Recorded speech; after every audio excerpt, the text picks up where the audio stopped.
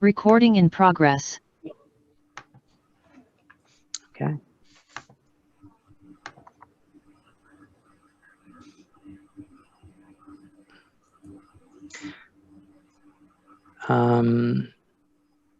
Okay.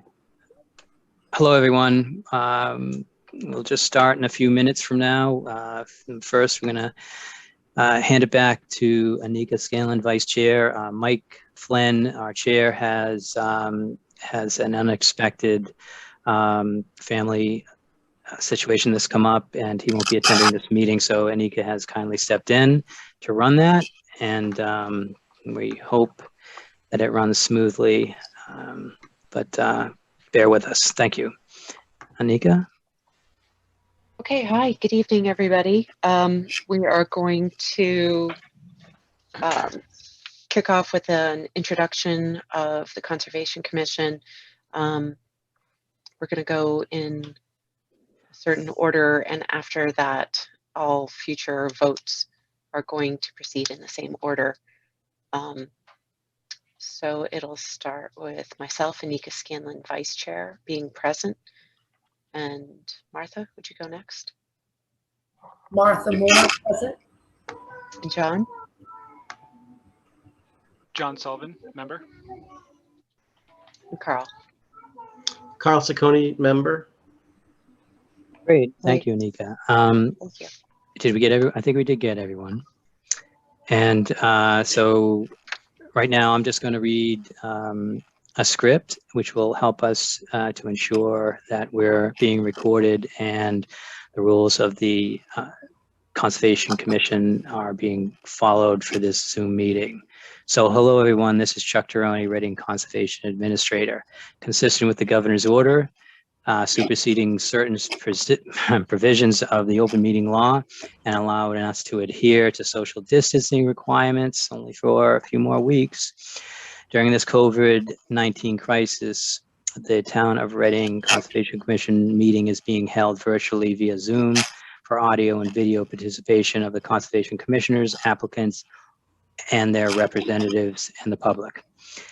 When you enter the meeting, you are automatically muted and your video was automatically disabled. During this meeting, myself or the chair, the vice chair will unmute commissioners, applicants, and representatives and members of the public individually as needed. During the meeting, the commission and the applicant and representatives will be the only attendees permitted to share videos. These controls are in place to ensure that tonight's meeting is safe and effective at all times. I would like to confirm that all members and persons anticipating on tonight's agenda are present. I think we've went through that already, so I'll skip down to the next thing. As stated, this open meeting of the Reading Conservation Commission is being held remotely, consistent with Governor Baker's Executive Order 17 of March 12, 2021, and House Bill HB 4598. Due to the current state of emergency in the Commonwealth of Massachusetts due to the outbreak of the COVID-19 virus. To ensure public access does not, ensuring public access does not ensure public participation unless such participation is required by law. Because this meeting includes several public hearings, the Commission will allow for active real-time participation during each hearing of the meeting by the telephone or video. Skip. For any reason, before we get into tonight's agenda, I'm going to cover some ground rules for effective and clear conduct of business and to ensure accurate meeting minutes. For any response, please wait until the vice chair or the administrator yields the floor to you and state your name before speaking. After the commissioners make their remarks and these have been addressed by the applicant, the vice chair or the administrator will afford public comment. The chair or the vice chair or the administrator will first ask members of the public who wish to speak to identify themselves by name. Once the chair or the administrator has a list of public commentators, the chair will call on each one by name and afford them 4 minutes to make comment. The applicant may be requested to respond by the chair, the vice chair, or the administrator. After public comment, the chair, it's just going to kill me every time. The vice chair or the administrator will once again go down the line of commissioners, inviting each one of them to provide further comment, question, or motion. Please hold on until your name is called. Finally, each vote will be taken and a roll call vote. For anyone who wants to speak at tonight's meeting, please remember to mute your phone or computer when you're not speaking.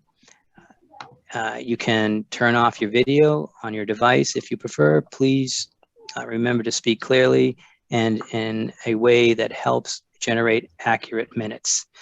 Vice Chair Scanlon, back to you. Okay, thank you, Chuck. Appreciate that. Let's kick it off with the first hearing. Charlie Lloyd, Eagle Scout candidate from Troop 702, presenting information. This is a continuation from the hearing that was opened last meeting. There's a plan for a boardwalk in Town Forest, Alligator Alley, I believe. So I'm going to ask Charlie to just give us an update. Sure thing. I am Charlie Lloyd. I am a aspiring Eagle Scout, and I am working on a project, planning on working on a project in the Alligator Alley area. I believe the last time we had this meeting, we decided that in order for further approval to be granted, I needed to come back with some more specific information. I believe that a question was asked about the exact location of the trail itself, and I believe I sent it Mr. Tyrone to put in the meeting materials. Sure, let me pull that up.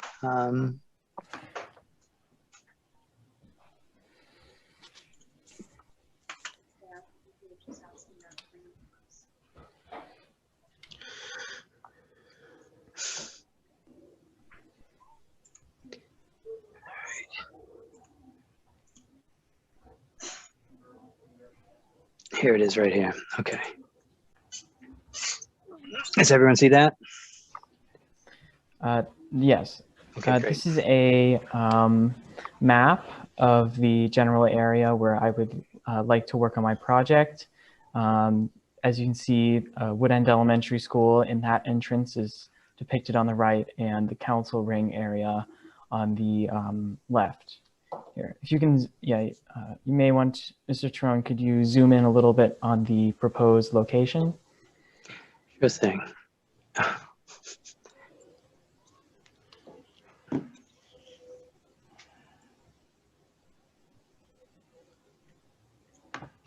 Does that work for people? You can get a sight of it. Description-wise, this takes place after. If you've gone in the area, there is a section of the boardwalk where it splits into two separate paths, one leading onto a dirt path and one onto a continued boardwalk. If you move towards the school, my plan is to take down and reconstruct 3 10-foot sections that come off of the newer parts of the boardwalk itself. The newer parts being the ones constructed with the BAMD posts and the composite decking, and the ones being replaced are currently made of, I believe, just normal pressure-treated wood and being placed on cinder blocks. Is there any other questions about location?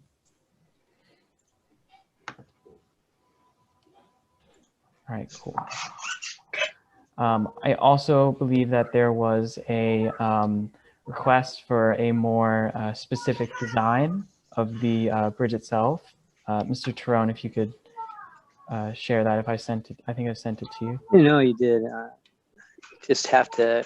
You may come back for some requests, so I'm going to let you know. It's my name's Mr. Tyrone.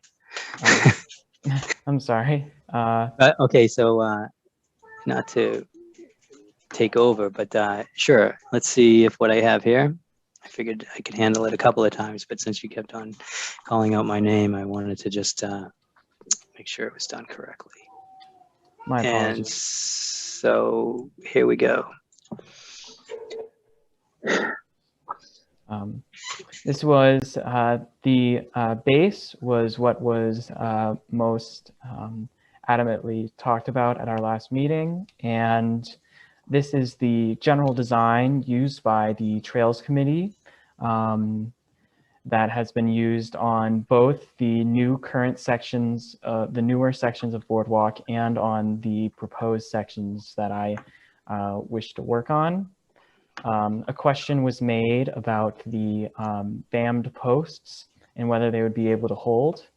And this design was provided to me for this section by the Trails Committee, who believe that because of how it has been used in other places of marshy and boggy areas, that it would also be acceptable for use in this section here. Is there any questions about the design?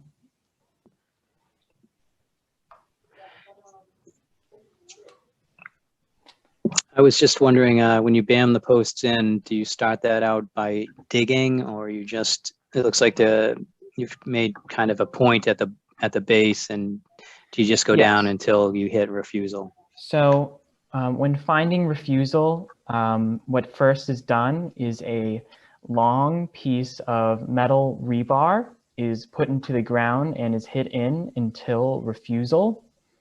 And then from there, the decision is made whether to put in the post where it is, or possibly move it over a little bit. Mm-hmm. There's planning. The BAM posts are not the first thing to go in, and for putting them in, a small hole is dug, although not too large, as that might compromise the structural stability because the moved around dirt. That's all questions I had. And Martha? I have not heard this term of BAM and BAMmered before. I'm curious what tool you're using to pound on these things. There's a specialized tool that is that the I think it was the Trails Committee has, known as a BAMmer. I believe I can pull up an image of it, or it can be found on Google, but what it is a large hammer sort of contraption with two handles on the side, and it's quite heavy. And what one does is that they lift it up and then they bring it down on top of a post, and are able to hit it in. It's more of a specialized hammer that is used for putting in posts that are larger than a stake and for going very deep. This isn't something that I'm going to have to purchase. This is something that will be provided to me. Okay, thank you. So, maybe you could visualize this. The BAMmer is basically a two-handled beer stein that's made out of metal with a cap at the end, and you fit it over the post and slam it down, and the weight of all this metal does all the work. So apparently it's better than a sledgehammer. So I know the DPW made a new one for the Trails Committee, which they love. Any other questions from conservation members? I don't see any hands raised. Chuck, do you see any hands raised? I do not. No. Okay. Then I'm going to open it up to, are there any questions from the members of the public? Please raise your hand if you're able to do so.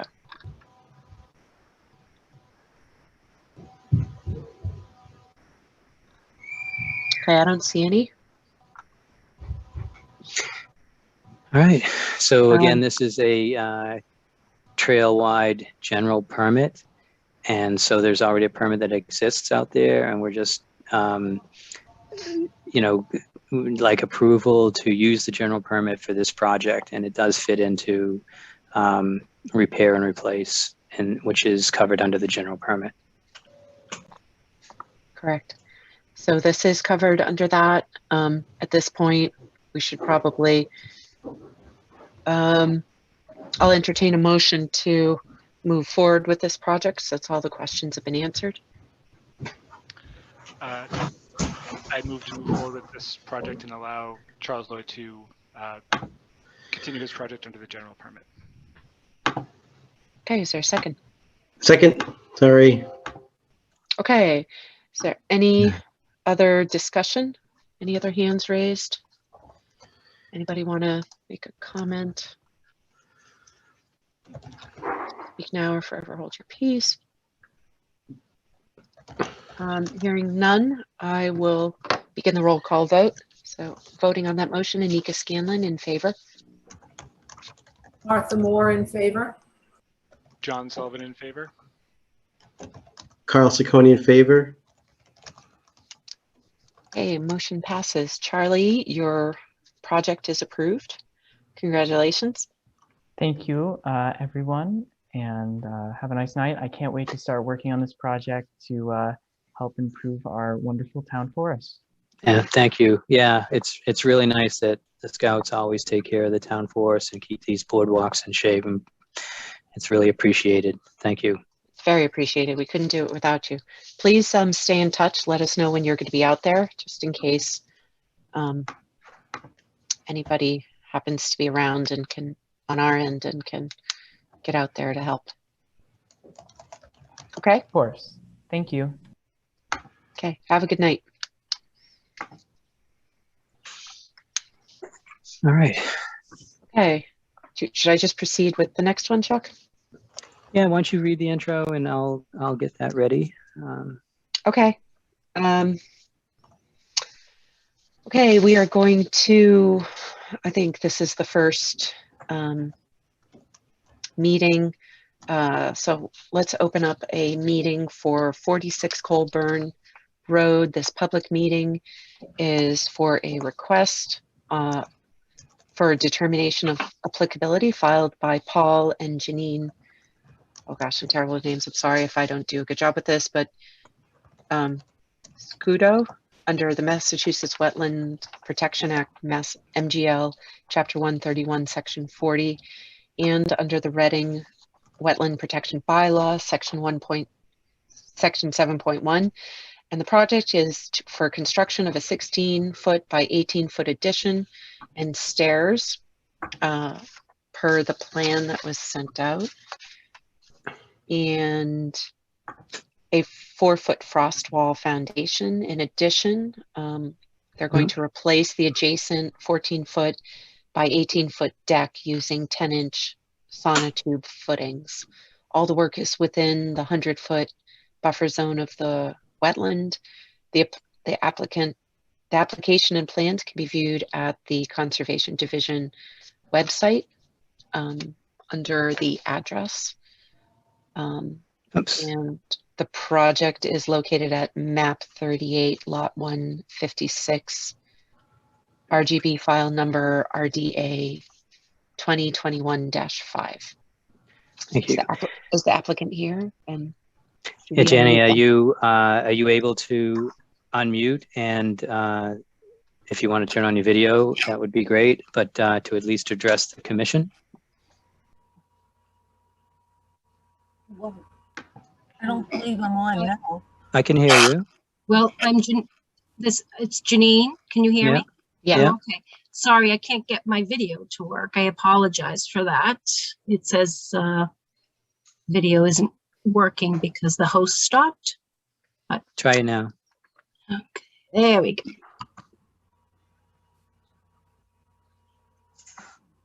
That host. All right. I think it's coming. There we go. All right, All Janine, right. welcome. If you'd Hi. like to introduce your work. Well, I am Janine Shudo. I live at 46 Colburn Road. I am requesting a 18 by 16 addition, which is actually replacing a current fire damaged sun porch. I had a fire about a year ago, and I was basically trying to rebuild it. And when I was up against the builder said I had to put a foundation and everything. And basically we're just increasing it by 4 feet. And I believe everything is within code. And I wanted to just correct my writings. I believe I saw on the plans that the deck was going to use 12-inch sonotubes for the deck. So I believe everything is up to code on that. And Yeah, your application says 10-inch or 12-inch. yeah, I think So you're covered. Yes, I'm sorry about that. When I went back in, my builder is actually not here. I'm doing this without him. So we have some pictures and the plans. So I'll put them up as you're speaking. Okay. The first one's a picture of the back of the house. Yes. And I think, so yeah, so basically we're only coming out 4 feet. If you see where that second deck is, that's about 4 feet out. So we're just increasing it this way and over a little bit. And then we're going to move the deck over towards the other side of the window. Are you seeing the plans now? Of the bathroom, yes. Okay. So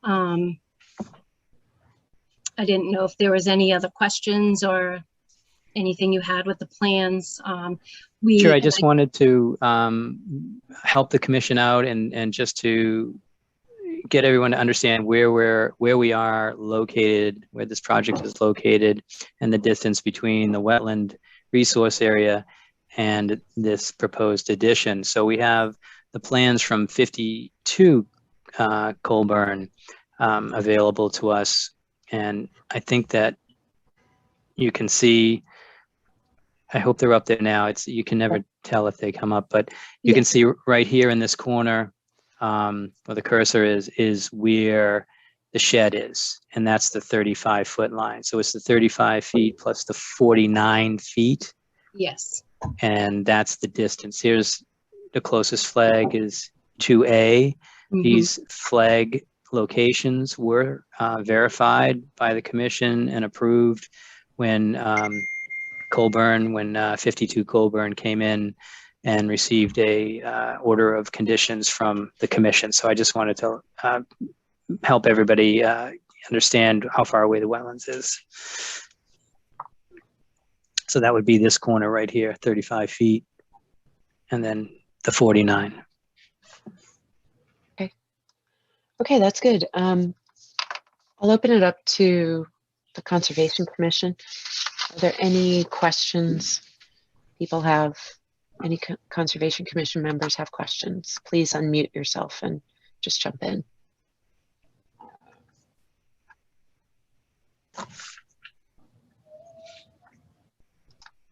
I guess my question is, if they are making the building a little bit bigger, how does that increased impervious surface of the slightly larger addition impact the wetlands? And is it large enough that it matters what they do about the runoff? And that's maybe more of a question for Chuck or somebody who knows the regs better than I do. We typically ask for infiltration of roof runoff for all proposed additions. And, 88 Glenmere comes to mind. And that gentleman was just back in front of the commission who designed a project but didn't put in his infiltration unit. And he's still waiting to get a certificate of compliance. So that's the answer. We require infiltration.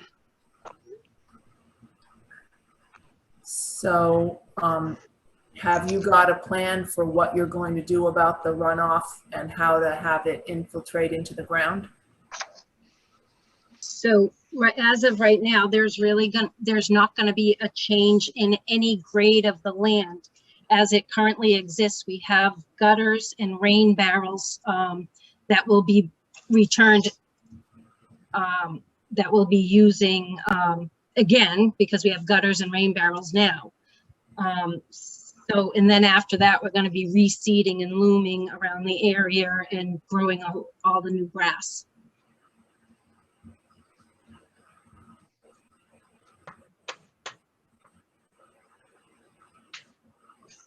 All right, so it sounds like there isn't specific infiltration structures proposed. Do I have that clear? I believe so, or whatever's on the plans that were there, but just because it was only like 4 more feet, I assumed, we're going to reuse our gutters and our rain barrels as it exists now. I believe you have 2 rain barrels you're planning to put back into position. Is that correct? That is correct.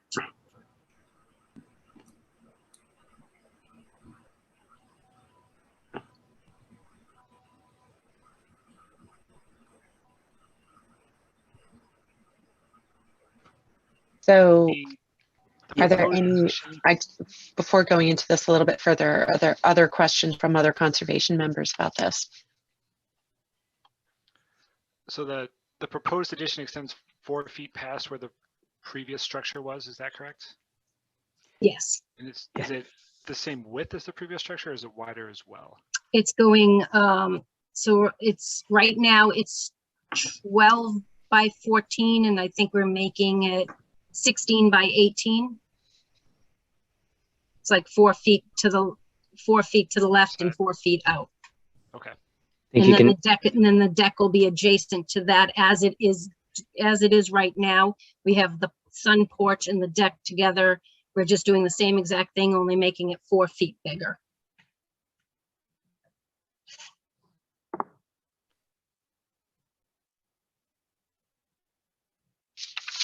Okay. It sounds like, part of what we typically ask for is some measure of infiltration for that additional proposed addition, impervious area. And so. And this is very, I keep bringing it up, but I just want the commission to know that this is exactly the same that 88 Glenmere came in with, and Exactly. there was an addition there, and so it's tough. I mean, but it's what we've been doing for I don't know, 9 years. Right. We don't need infiltration that's over designed or expensive. We just need something that's going to work to infiltrate that roof runoff and make sure that it definitely gets into the ground, because it's essential for the precipitation that falls on this property to get into the ground to recharge the wetlands and to maintain that additional, to keep that wetland supplied as it's supposed to be functioning. So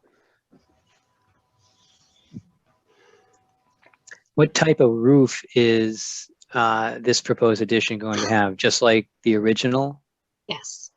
Okay. Yes. So one side will sheet off onto the deck? with gutters. We're having gutters all around, Sure. like the So- gutters, and then the gutters go down, and it The does not. commission- It doesn't go right on the deck. It goes around. The commission usually gets two options handed to them. You know, you're new to the process, you're bringing this forward yourself. So I'm just going to put myself in the position to tell you that one is some sort of in-ground infiltration system. The other one is a drip trench at the foundation edge. And, or you could modify that into a drip area that one of the gutters takes up, but we're going to need to review a design for that, or a sketch or something, and feel like it works and can handle the amount of water you're putting in there. So I would have to sketch it, or the builder, I assume, would have to sketch that in.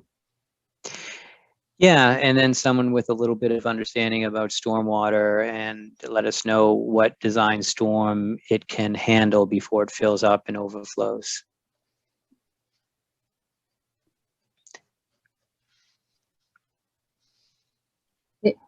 Yeah, I think when Miss Moore came to my home on Monday, I did mention to her also that we have a French drain around our home already, that we placed in 15 years ago. I don't know if that's helpful to you, if that makes a difference, or. That's Where does- on the inside of the basement. No, it's around the perimeter of the home. And We is that, dug- Yeah, we pump? dug down about 18 inches and put it in there. Or whatever we did, a 12-inch, I don't even know. But it's just to handle some of the water that was around our foundation during, like,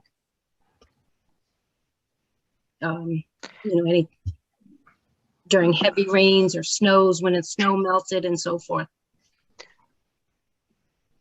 does that, is it just, and I'm not trying to minimize it like at all. No, I don't say just to do that, but is it just additional gravel and stone, or is there piping through that pumps water out and discharges it somewhere else? It's piping that goes around. And so it might pump. Is there a There's pump associated with Nope, that? there's no pump.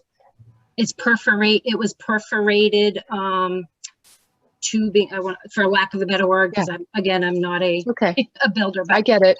it's all right. perforated with a sock lining over it, and I guess it disperses into the ground. Okay. Yeah, towards the front of the house and away from our foundation and wherever. Because you were having some water issues in your basement. Yes, when we first move in, we have a finished basement, and during a heavy snowstorm, and once it melted, we had some water in the basement, which since doing that, we actually never have had a problem. We've been here 23 years. Okay, so it manages that. It does manage that, yes.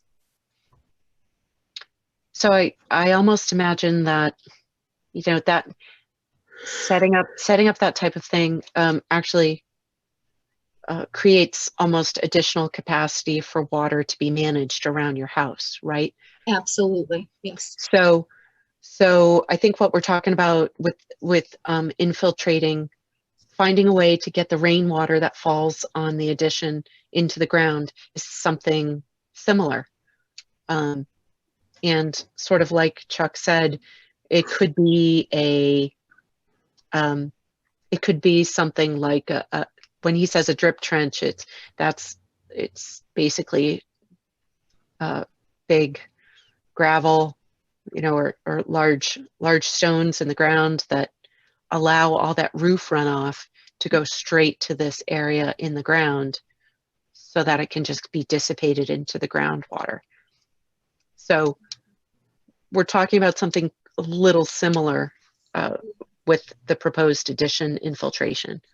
And like Chuck said, it can look like a lot of different things. There's a lot of different ways that that roof runoff can be infiltrated.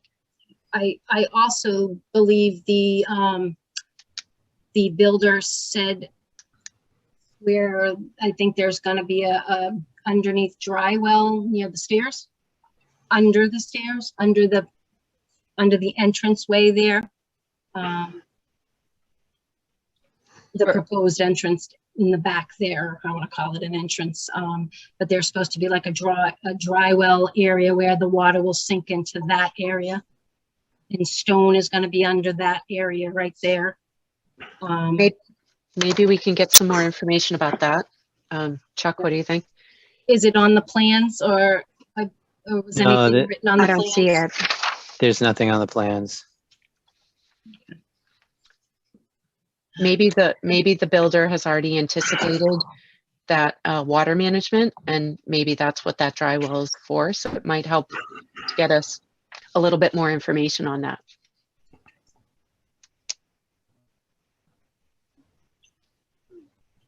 I want to open this up to other people on conservation. I've been talking a little bit here. Does anybody else have comments or questions? Or Martha, John, Carl? Nothing from Martha, John. Any questions? No, Carl. Any? I think I'm good. Okay. I have a few Chuck? questions. Yeah, Go sure. ahead. Sure. So it looks like you need to come back with some information about the drip trench or infiltration in some form, and you can certainly, give me a call during the week, and let me know what you're proposing, and I can help you out with what the commission's design standards are. But on the plan, and since this is a request for determination, I'm going to let you, I think it's perfectly okay if you draw it in yourself. We're going to need to show erosion control and a stockpile area. And those two things will probably end up being on the plan. I don't know if there's anything else the commission wants, but erosion control, we usually see that. And that would just be either a mulch sock or silt fence between the work and the wetland. So that would be one thing to add to the plan, and the stockpile area would be the other thing that we would add to the plan. What exactly is a stockpile? It's weird. So when you dig the hole for the foundation, we want to know where the spoils are going. You could say they're going to go right in a truck and we're going to drive them off right away. Or you can say, look, we're putting them next to the proposed deck. And then when we backfill, we're going to use that same area to backfill around the foundation, and the rest will be trucked off. But that brings up a good point. Maybe you should show where the access to the backyard is also on the plans.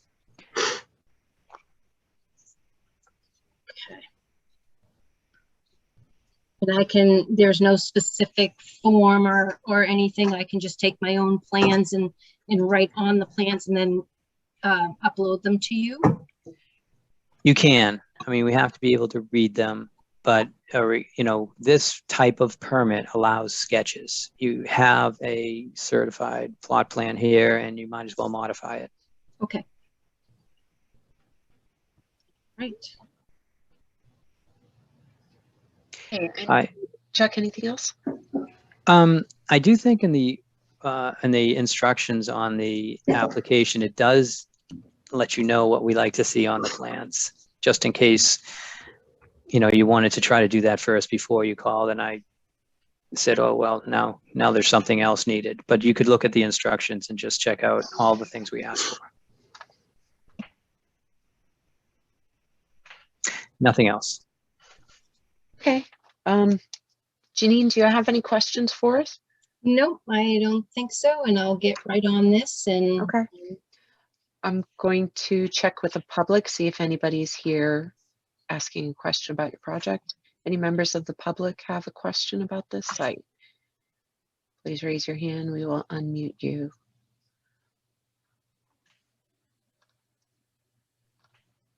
Okay, seeing none.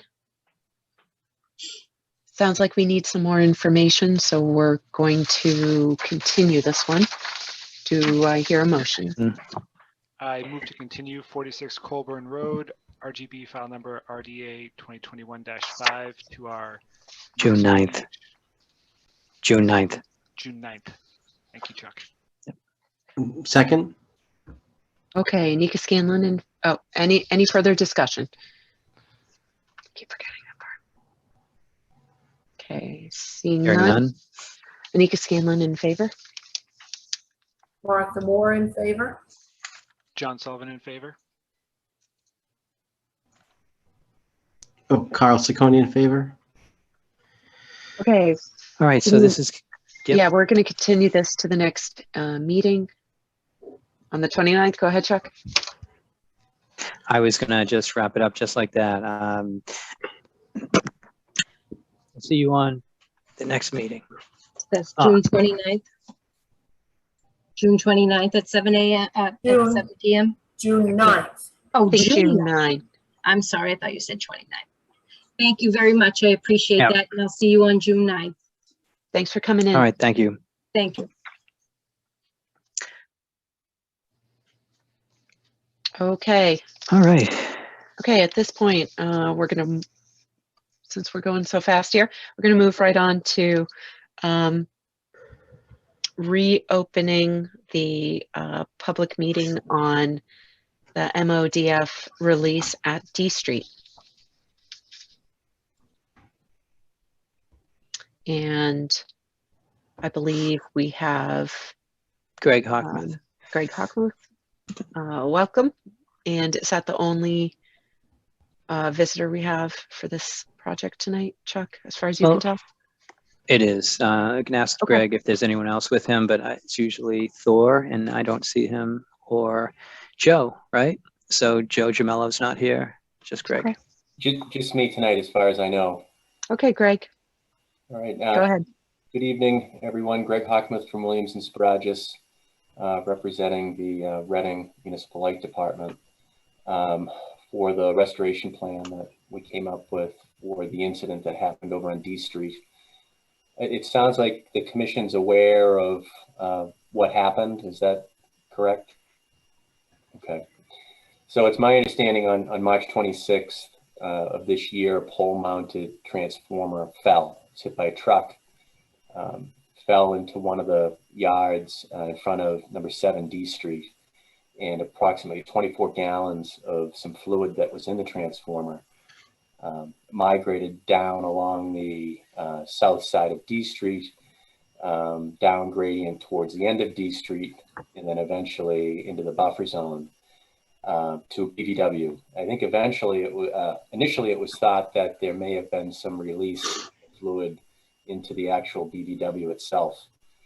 I think part of the reason for that is I think the folks that responded to the call are not really familiar with what a wetland is. And when you stand at the end of D Street and you see a wall of green, you probably just assume that it's a wetland. But there's a pretty dense stand of knotweed for about 40 feet or so before it drops down to a very obvious BVW boundary that appears to be the toe of a fill slope that was more than likely fill that was brought in when D Street was built. So it's been there for a long, long time. So I guess the good news is it doesn't appear that the release actually made it to the BVW, but it was well within the commission's jurisdiction. And over a series of, I think, a month and a half to 2 months, Cushing, Gemello, and Wheeler, working with a company called ACV Enviro, were able to clean up the spill to a point where it was at a level now where it's so low that it's not even required to be reported. So I think they've removed as much as they were supposed to. The initial cleanup effort was not completely successful. When they went back and retested, 2 of the test pits showed reportable levels still. So ACV went back out, removed more material, and when it was retested again, that's when it got essentially a clean bill of health. So it's my understanding what's left at this point is to basically put everything back together.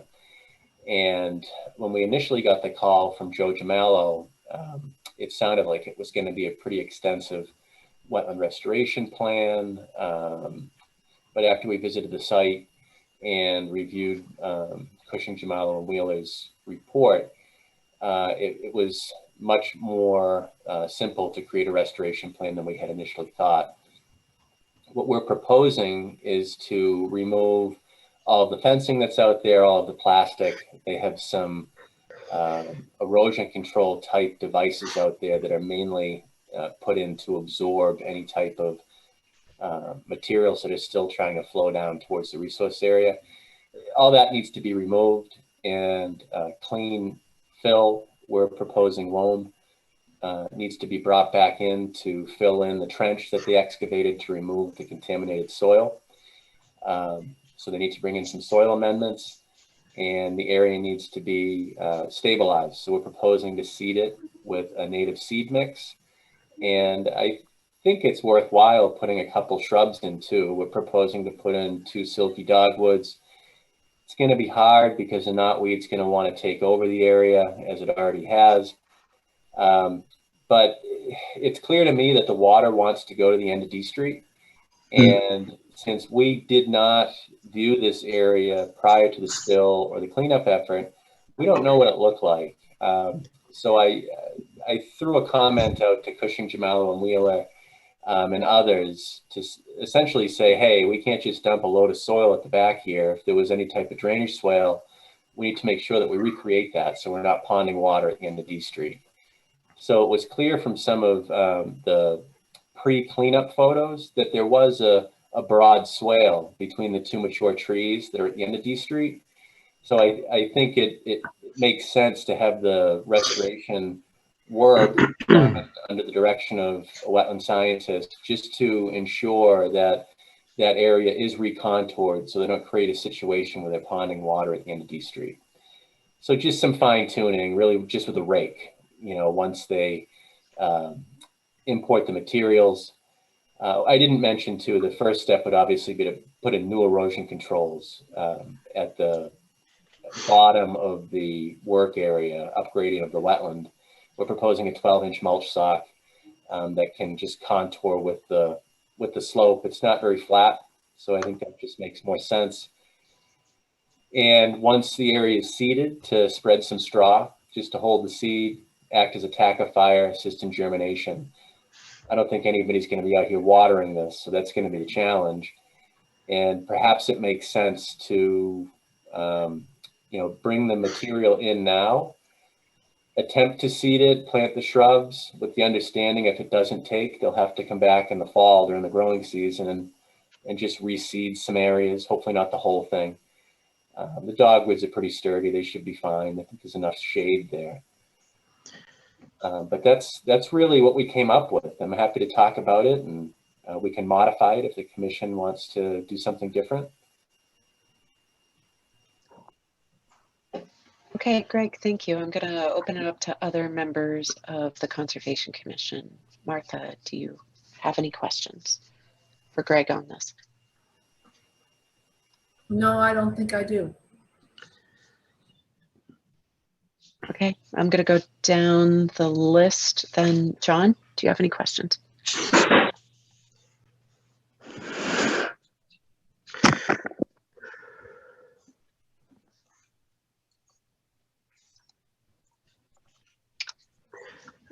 I don't, okay, want me to go quick? I don't think I have any questions about the structural or the overall intent. That I just would add, I guess the dogwoods are a good choice and will do well in the area.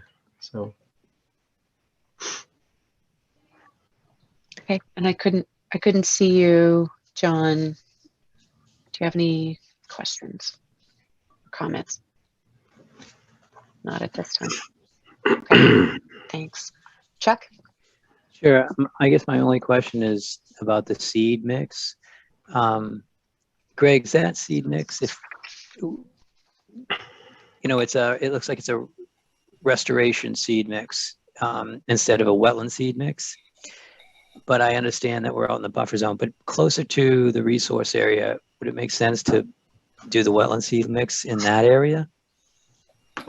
Yeah, I mean, it couldn't hurt. I mean, initially I had typed New England erosion control restoration mix and New England conservation and wildlife mix. I was going to put both down. Mm-hmm.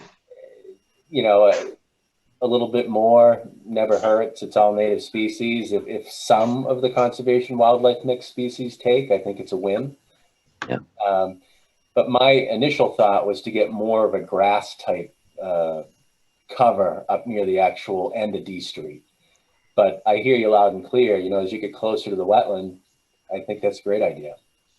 Sure. We also have issue with the end of everyone, any road, anywhere, USA, there's going to be dumping, and strategically placing those shrubs would make a lot of sense. And I think if you left the center as that swale area, that might invite some dumping. I don't know what was there in the first place. This might be the one dead end street that the neighbors don't dump at the, into the wetland area or into the town land. But, I'm thinking, like, obviously you can't put some invasive species there, but you could just put 3 across, and maybe they'll take root, and every time it does rain, it'll survive the first flush. But I'd rather hear your thoughts on it. So what would you do if it was a dumping site? How would you kind of address that? So up in Merrimack, where I live, I was on the commission there for a few years, and you're right. Dumping is a huge problem, and this is the exact type of area where it happens. We have no dumping signs. Protected wetland resource area, no dumping, and it actually says that a fine will be levied. I can send you a picture of one of them. But it might be a good spot to put it doesn't have to be obnoxious. They're small. I think the font is green, but it just reminds people that it's a protected wetland resource area there and that dumping is prohibited. Yeah, that'd be great if you send that along. We have some, we've put them up. I think they've worked well where we have put them in, but so this is, Libby Ave, and there's all the alphabets on both sides, and I think we'd need, 25 of them or something like that. Mm-hmm. But Just in this neighborhood. yeah, and that's not an expense the commission can afford. So Yeah. But okay, so no multiflora rows right there in the center. Well, unfortunately, I think it's going to be covered in knotweed in a couple of years. I hear you. Which comes to my question, which was, I didn't have any problems with the proposed plan.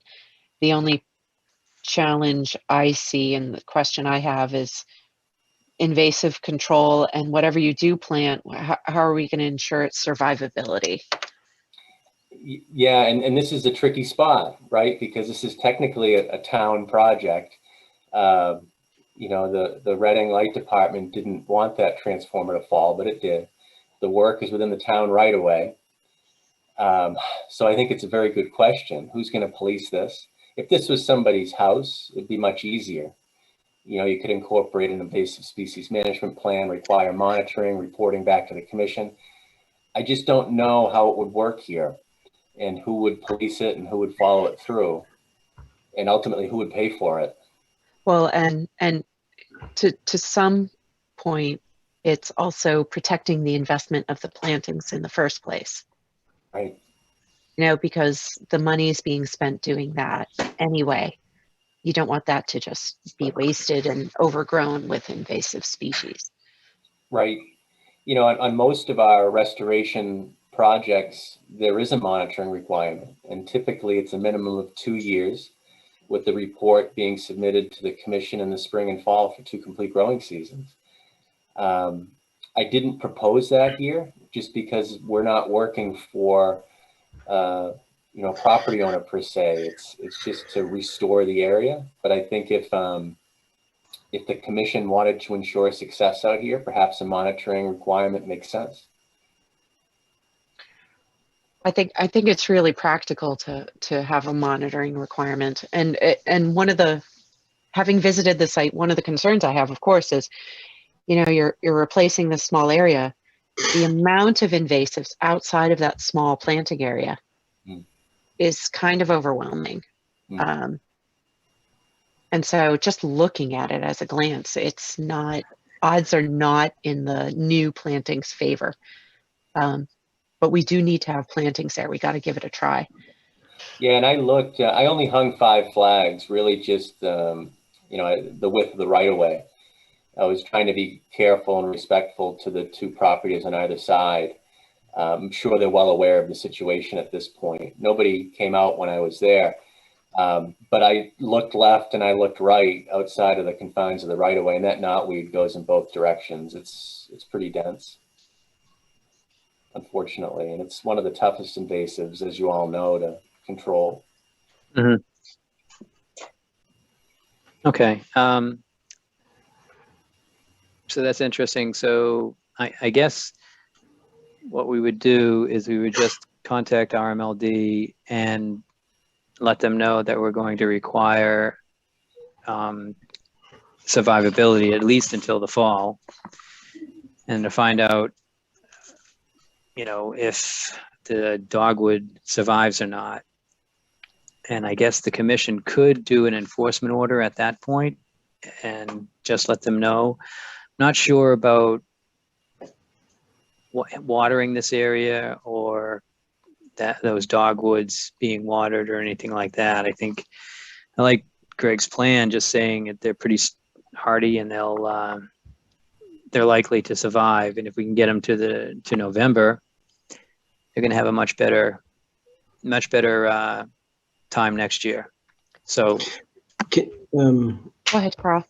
yeah, I could.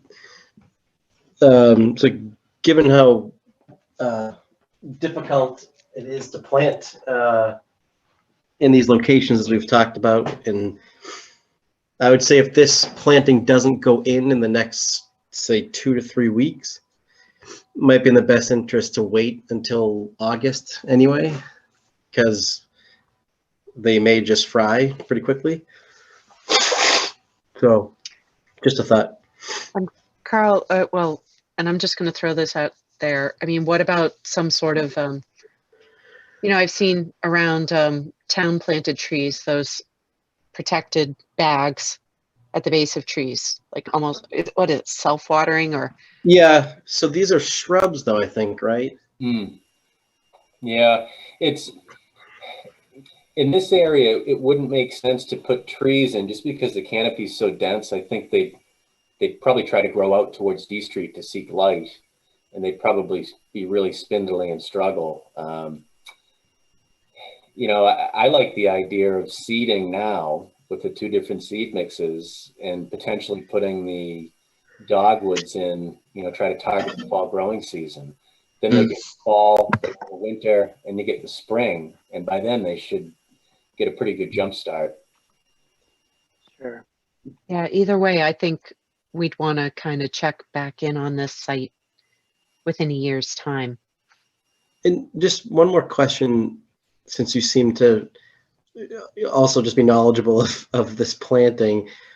What's your detail for planting the seeds? Do you strip the area of the existing grass or invasives, or do you just sort of overseed with like compost, or what do you, or slice seed, or what do you do? Yeah, so really the only area that we're proposing to seed was the area that they excavated the material out of. We'd be bringing new soil amendments in the form of loam. So we could scarify that just with a steel rake, seed it, and then break up some straw over it. That was our thought. Yeah. And if it comes down to comes down to a big struggle about who's going to monitor this, and we're happy. Williams and Sparagus is happy to do it and just donate, a couple of years of monitoring reports to the town. It's not a big ask. We're there all the time. We can shoot to the end of D Street, take some pictures, and put together a quick report to the commission. Just throwing it out there because I know how these can go sometimes when it's the town working with the town, and it's delicate. Okay. Okay. Any other questions from conservation members? Go ahead, Martha. Just one comment. I know they do make gator bag watering bags that are flat donuts rather than sort of pyramids. And that might fit around the base of a shrub better. We used one when we planted a spruce one time because the branches were so low. So if you wanted to have a watering device, but then it would require filling it. Right. So that's a question of who'd be doing the filling. Yeah, I think what I'm hearing is, RMLD is not, even it would be the forestry department, and they have no responsibility here. They're the only ones I know in town that actually go around watering. So given the options and the responsibilities of each party, I would say the best thing to do would be to plant some hardy shrubs and seed it, find out what happens, but let RMLD know that the commission has this, is doing it this way because, we don't really have any other options. And if it doesn't take, they're responsible for probably setting everything up just like this again next year, next spring. And of course, at that point, there'll probably be some volunteer vegetation growing in. And hopefully not a leaf pile on top of the silky top. And a leaf pile, yeah. And remember too, we want these shrubs to acclimate to the new area. So we don't want to hit them with a ton of water and get them used to that. It's going to be a balancing act. But I think where they're being planted, in a swale at the end of D Street, every time we get a storm that's blowing through right now, they're going to get a good little blast of water, and they've got some shade. So, I think there's a strong likelihood that they'll make it. Yeah, it's two. I mean, right. It's like, that's easy. I mean, that's not even a big deal. I think that's probably the best plan we can come up with in this area.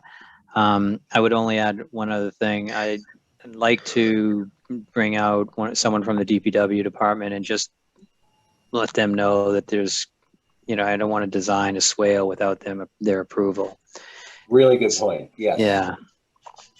So I'll do that and make sure that that's okay, and then get back to you, Greg, and then we can go from there. Pop out there, get them started. Pop out there after the materials are in. We can just kind of oversee the whole effort. And like I said, we're happy to monitor this at no cost to the town. But I do like the idea of putting some signage in there, a no dumping sign, or just protected resource area sign, something. If the town already has placards made, great. If not, they'll just have to get one made. I'd give you one of ours, but it says Merrimack Conservation. People still might pay attention to it. They're probably like, yeah, hey. I think, Chuck, do I have those? Right? You do, yeah. Okay. I think there's a few, but I just remember that we struggled to the wording and all that. So it'd be good to see something from another town also.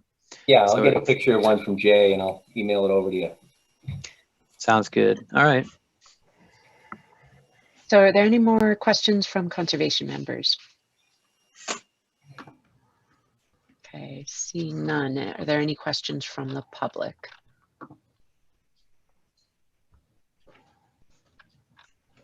I do think this is still going to get monitored by Cushing, Jamalo, and Wheeler. I don't think they're done. I think there's a requirement where they have to follow this for a certain amount of time.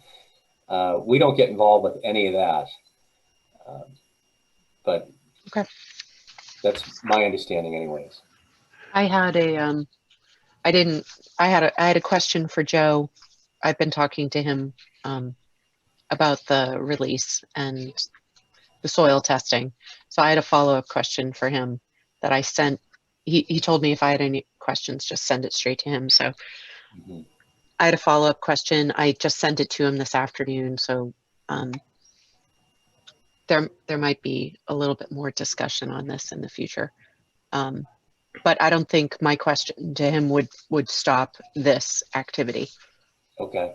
Replanting. I don't expect that. I'll give Joe a chance to chime in if he thinks it would, but give him a chance to think about that. So at this point, you know, Chuck, this isn't an official RDA or NOI, but I think we should do a procedural vote to vote in favor, or if opposed to the proposed plan, because at this point, it doesn't sound like we're asking for more information. Mhm. So at this point, you know, I'll entertain a procedural motion. I move to approve the proposed plan for the MODF release at Downstream. Okay. Second. Okay. So, and some of the, so with these conditions that we came up with, so to plant within the next 2 weeks or in the fall, to have the swale reviewed by the DPW department. So when the planting is going in, and I think the swale grading is going to be overseen by a certified wetland scientist. And there was one other, which I just forgot. The sign and this and the other seed mix too. Yeah, adding the second seed mix, more of a wetland seed mix towards the resource area. And then I guess we're going to have a condition for ourselves to install a sign once this work is done or during this work. And a 1-year follow-up. Sure, that was probably what I was thinking. Yeah,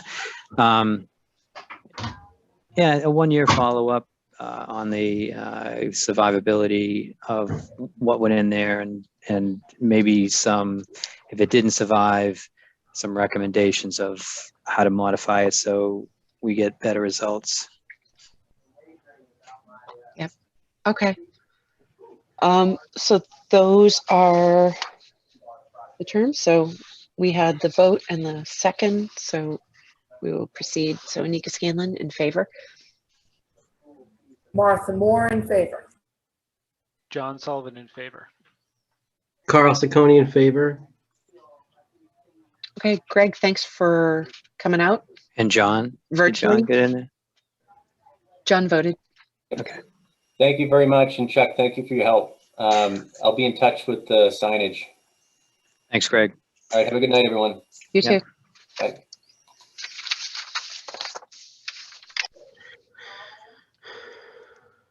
Okay, Chuck. Next, regulation fee discussion. Do we have anybody present tonight to discuss that, or?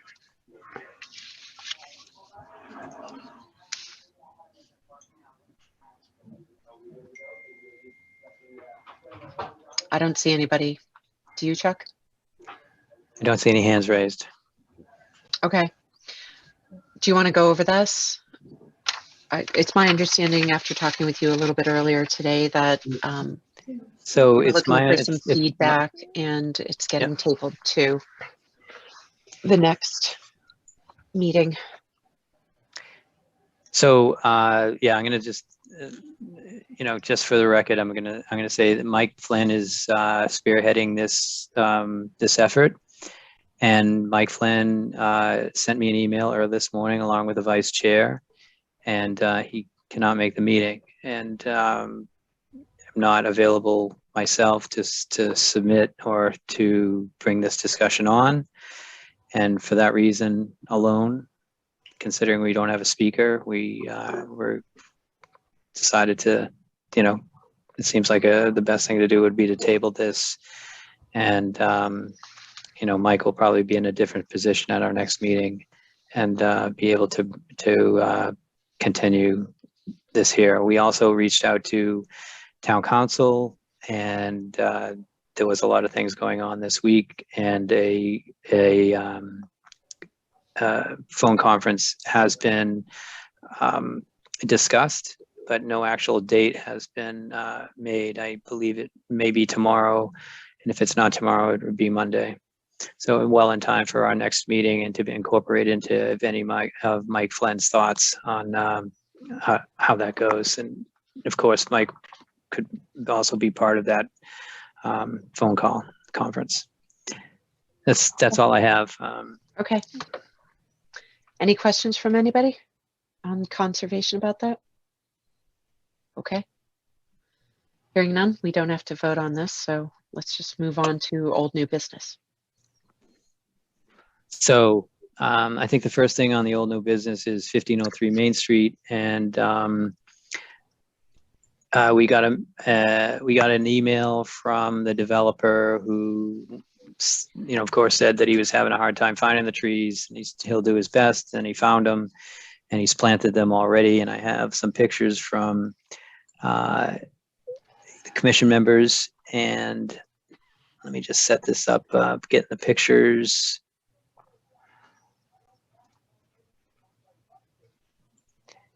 And back to there it is. Okay, so we have some pictures of 1503 Main Street. And you can see the sign right there. So that's just before the driveway. Yeah. Correct? This is just Yeah. to the left of the driveway. Mhm. So this is the entire area that was cut. Right. So this is a better picture here.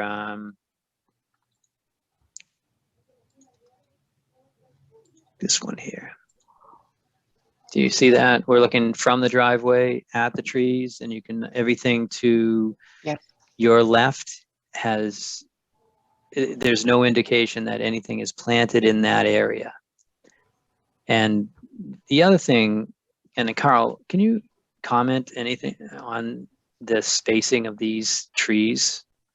It's a little tight. Well, so these trees will be there for a very long time. And it's usually 20 feet between each one. Yeah, I mean, 15 to 20 at least. So 15. That looks like it's no more than 10 or 12, is it? Or I don't know. Yeah, some of them are further away than others. I'm not sure, but they do, all together, they look very tight. Mm-hmm. And, the plan was different than what we're being, shown in these pictures. Now, Martha, were these your pictures? Yes, I took those two pictures. And my concern was it looked like rather than filling the area that was clear cut, he only filled half the area, and everything near the pole and to the left of the pole is still just lawn. So it's not really what we asked for in the design that we sent him. No. Yeah, it looks like it was still strategic to have the view of the road,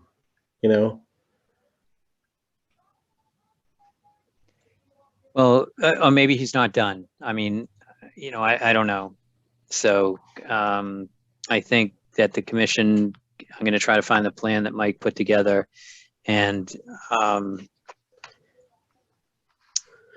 then from there we can kind of come up with the direction that the commission wants me to email the developer.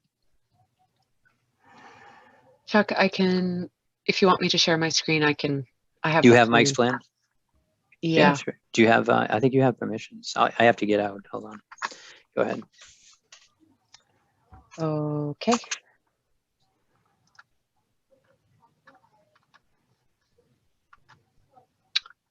Can everybody see this? No. Not yet. Oh, okay. Oh, sorry.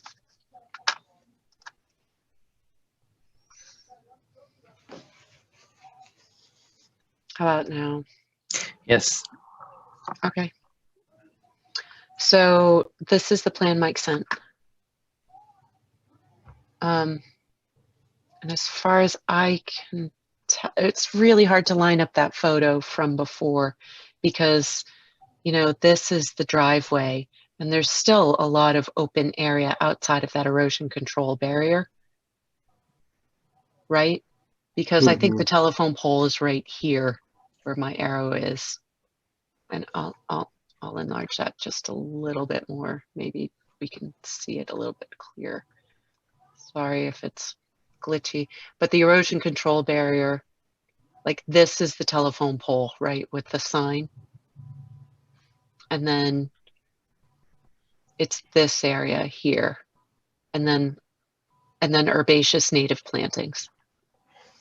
Yeah, I would say that where the trees and stones are beyond the blue is kind of the area. It might have gone into the blue a little bit, but it certainly didn't fill up that area. It doesn't come up. Yeah, but it might be half of the blue area, but not. It's hard to tell. It's really hard to tell without kind of getting some of these boundaries in real space on the property. Well, maybe that's since there's a question about that. I mean, I guess we could ask that the 100-foot buffer zone line is reinstalled. We could just give him literally this corner of the plan with the scale on it and say, lay out the blue area and the green area so that we have a better understanding. What are other people's? I'd like to hear from Martha, John, and Carl about this. Go ahead and unmute. He has 5 trees on his plan, and we asked for an additional 4. Do we even know whether he planted 9 trees total in that area? I don't have the picture in front of me. Right, plus 8 shrubs. Yeah, I think he did put in a bunch of shrubs. They're mostly closer to the street than the trees.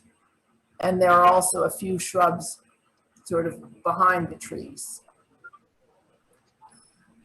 So so we were looking for, you know, the density that was there before, and the plan was developed. The plan, you know, the commission never puts a plan together, but the developer, you know, just insisted, or so Mike put this plan together and then he didn't follow it. So I think that, you know, laying out the 100-foot line or either the blue and the green section would be very helpful. And then looking for the density and the quantities that we've noted on the plan. So no site visit has been done. I'm not sure if his email says he's complete.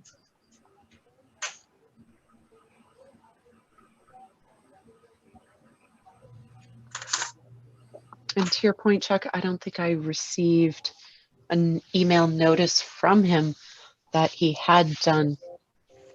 Yeah, he's sending it to the town, like the town manager. He's sending it to the town ombudsman. But we're the ones who need to know.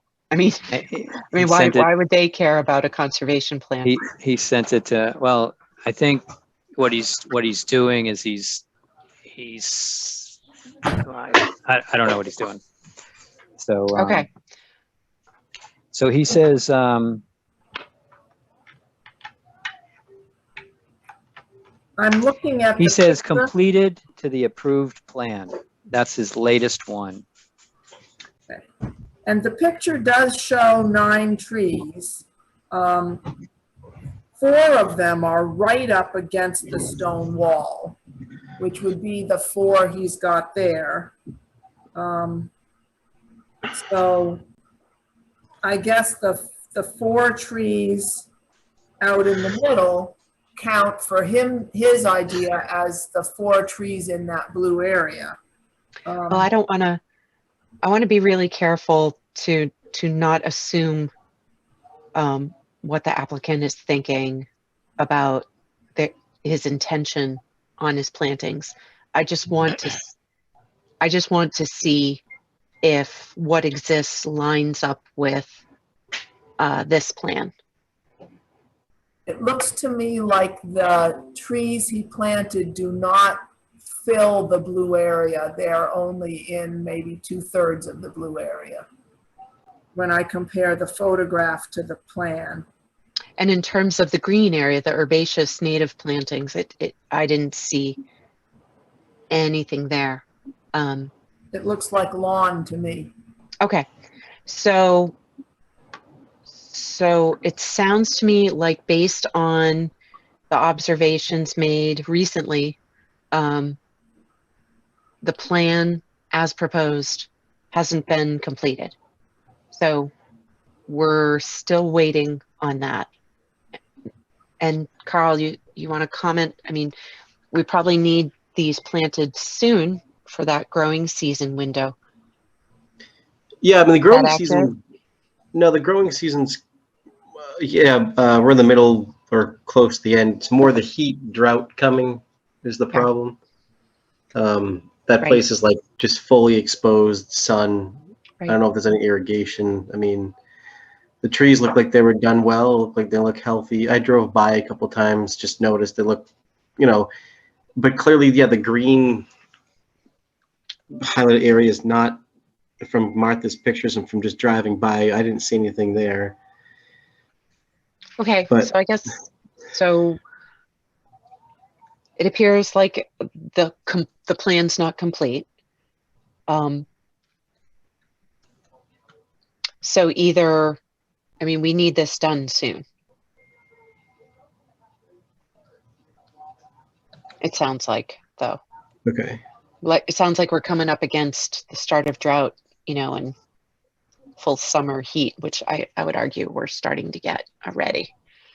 Like, we're already at hot conditions, but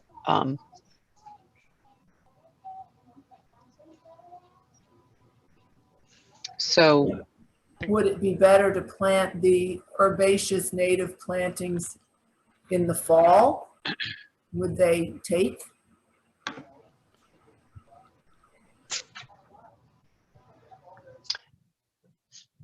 well, I don't know what Carl thinks. I'd like to hear from you, Carl, on that.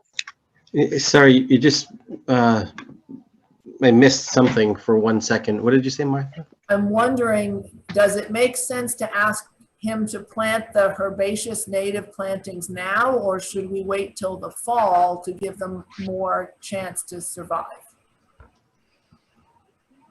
Yeah, we're going to plant for at least the next few weeks. So if he can somehow get them in a couple of weeks, then it should be fine, and some water. And, it's really end of June, July is the worst month, and back to August is better again. So Okay.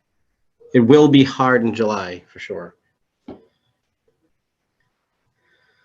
course, as we're talking, it's actually raining here, so that's good. Check, you're muted. Go ahead. I was just trying to get, somehow we don't have Wi-Fi where we used to have Wi-Fi in my house.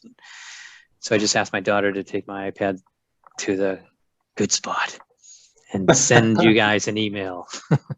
But anyways, I'm forwarding that to you. One of the attachments didn't attach. I'll do the rest tomorrow. And I think that what I'm getting from reading that is that the developer thinks that, or saying that he's complete. So, and it does bring up the question about survivability, all that. So, we have 2 bonds for this project. There's the bond,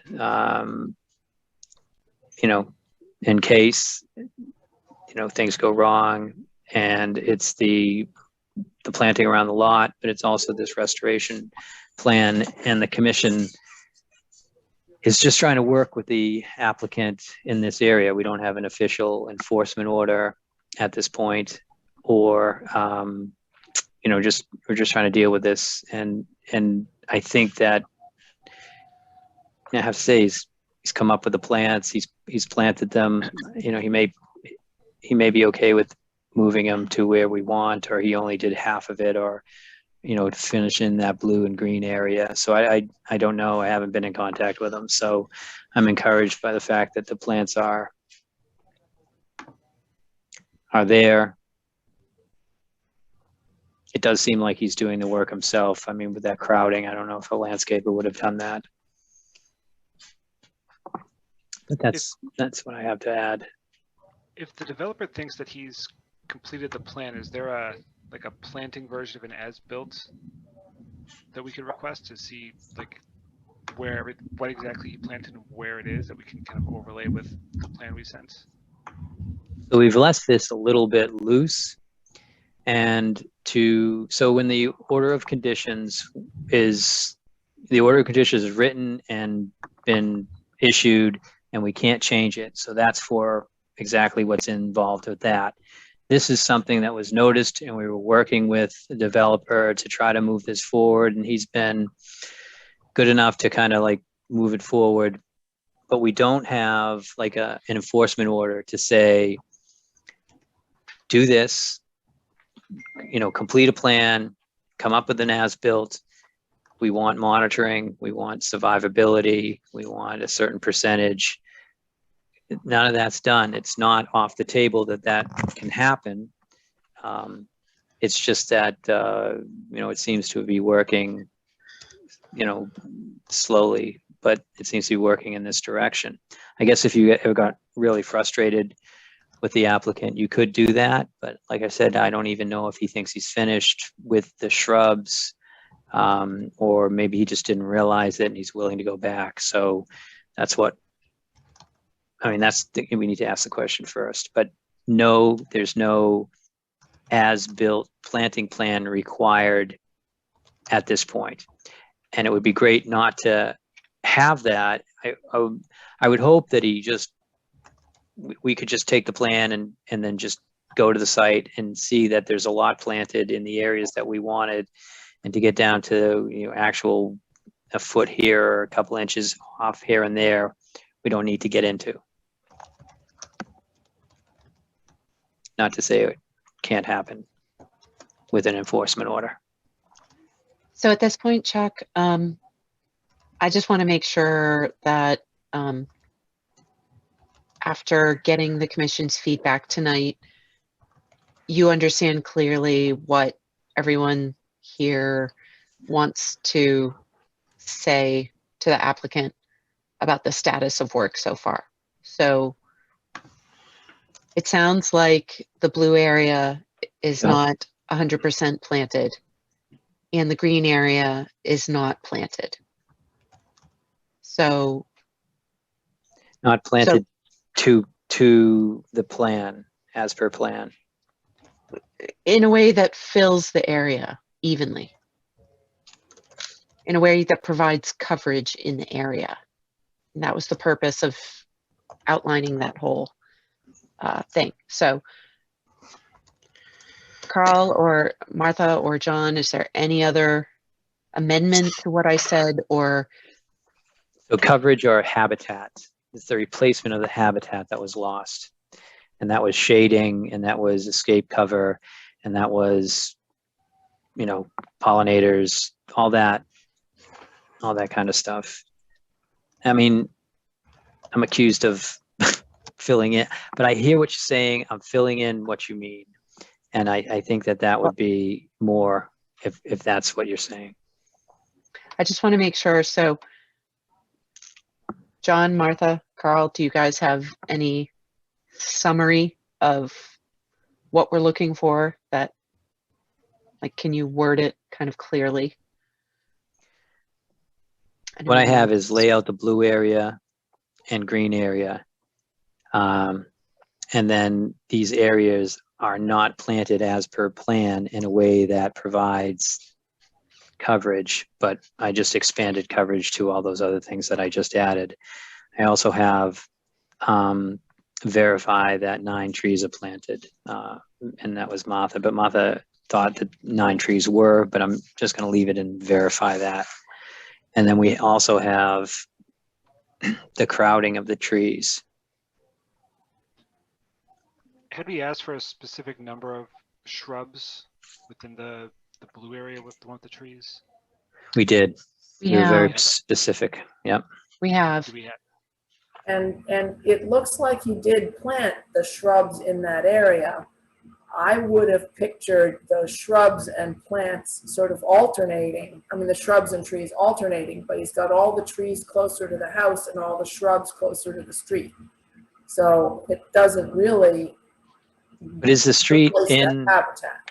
is the street in the plan? I thought the blue area was off the street by a bit and closer to the driveway. And in your picture, I didn't see anything planted in that area up to the telephone pole. Well, yeah. I meant closer to Main Street. Yeah, so I think you actually meant he's planted outside of the green, outside of the blue area, closer to the street. And the blue area is either half covered. I mean, I think Anika said that half covered, but we can't verify that, or not covered at all. Yeah. So, I mean, I think the clearest I can put it is, it appears based on the photos and the site visits and looking at that plan that shows the blue and green shapes, it appears that the plantings are not finished and completed according to the plan. That's what it looks like now. However, we need to see in real life, in real space, where those areas are on that property, so that we can compare the real space with what the plan said. So Then what we'll if- have an easier time at saying this is definitely according to plan and this is not. You know, it's going to be a lot easier for us to evaluate, for us to give our final say of yes, it's according to plan, or no, it's not according to plan. Okay. What I was trying to point out is he put all the shrubs in a clump, and he put all the trees in a clump, as opposed to what would be more natural would be to have a shrub understory underneath the trees, in the shade of the trees. And instead, the shrubs are out in the sun, not in the shade of the trees. So, and I don't see any sign of the native herbaceous asters and things like that. Those don't seem to have made it into the green area at all. Okay. So I can volunteer. I'm probably would be good to take the plan. If you could, I'll find Mike's plan, or if you could email that to me right now, I could do my best guesstimate of lining up the plan to real life and seeing what he actually did. I'll use my special spatial awareness mapping and see if I can see how he laid it out. I'm gonna patent pen that. Should we wait to write the email, or we're good with you? I can actually, you know what I can do? I put an email together and I could send it to you individually, and you can comment on it. Get your comments back to me. I'll incorporate it into a letter and send it out. Or we could, or the commission could just have me work with one member. I think you should have a consensus, Okay. not just from one person. Okay. John, did you want to say something? Can I just clarify? Are we asking him to mark off at the actual site where the polygons from our plan are, or are we looking for a site plan, like a paper site plan that shows those and his plantings? I mean, I'll just, from my standpoint, where I'm coming from is either, but we need a way to show up at the property and be able to verify whether the plantings are done according to the plan. We don't have a way to do that. It's not our job to go out and survey those lines in This is a fairly complicated little restoration area. And we do have a right under our bylaw and bylaw regulations to require restoration when a taking was done, you know, so it's just, we can neither confirm nor deny that the work is complete. We need more information. There's not enough there. If it was chock full from one end to the other, Yeah. it would be obvious. But if it was a mini forest with lots of herbaceous plantings, it would be easy for us to say. It appears not to be perfect. So so you need verification. It looks lacking right now. Yeah. That's what it looks like. I think we're agreed on that. Yeah. Please speak up if you don't think so. I agree, but I think that when I was asking earlier for the as-built, that's, maybe I used the wrong term, but I was kind of imagining just a plot plan with these are where all the trees that we put in are, these are where the shrubs are, and then we could either add in our polygons or he could survey them in on the same plan. I think that's one way to do it. And if the applicant wants to do it that way, he's free to do that. But we do need a way to be able to verify this. I agree. Is there any objection to that? You know, anybody opposed to that? Hearing no opposition. All right. So, Chuck, are we all set with this? Do we need to vote, or I don't think we do. So the direction from the commission is to put an email together, have the commission individually review it, and send it to Jim and get some dialogue going about how to verify what's out there and possibly what's still needed. Okay. Okay, that's clear. Do we take questions or comments from the public on this? I think Joanna is here for 49. 49 Zachary. Okay. So that was. Okay, that's old new business. What are we going on to next? So I'm going to just run through the ones I can quickly. So Michael Rivers, he's working with Greg Hockmuth, who was just here, and they've assessed the site, they've come up with some plans, and I was informed that they sent him out a contract recently this week, and they're waiting for a signature and to move forward after that contract is signed. So, you know, all along I thought he was hired 3 meetings ago, but apparently that hasn't happened yet. So really want to, you know, I guess we have that enforcement order. Our options are to wait another meeting. Hopefully this will get signed. Rewrite the enforcement order, giving some firm dates of when we need things to happen.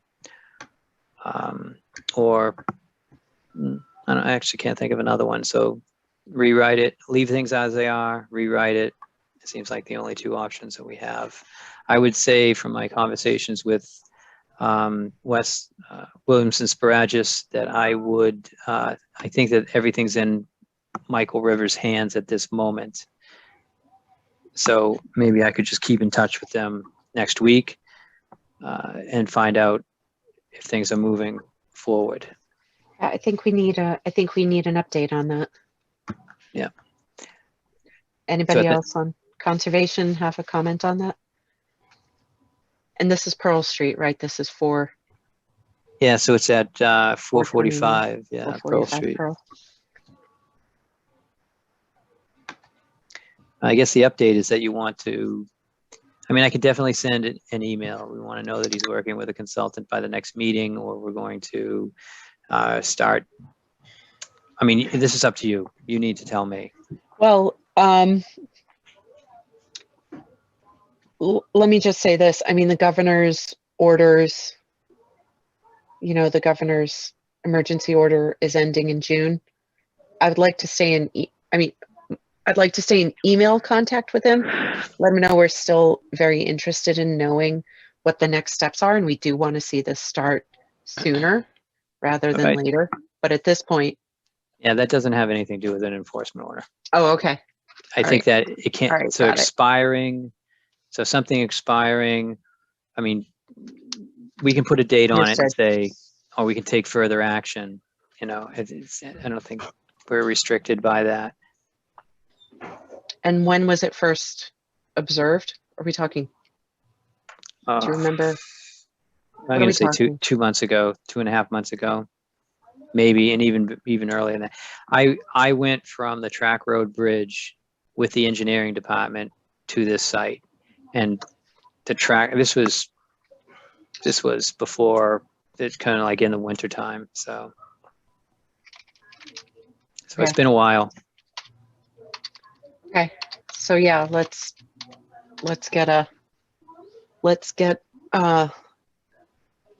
find out when the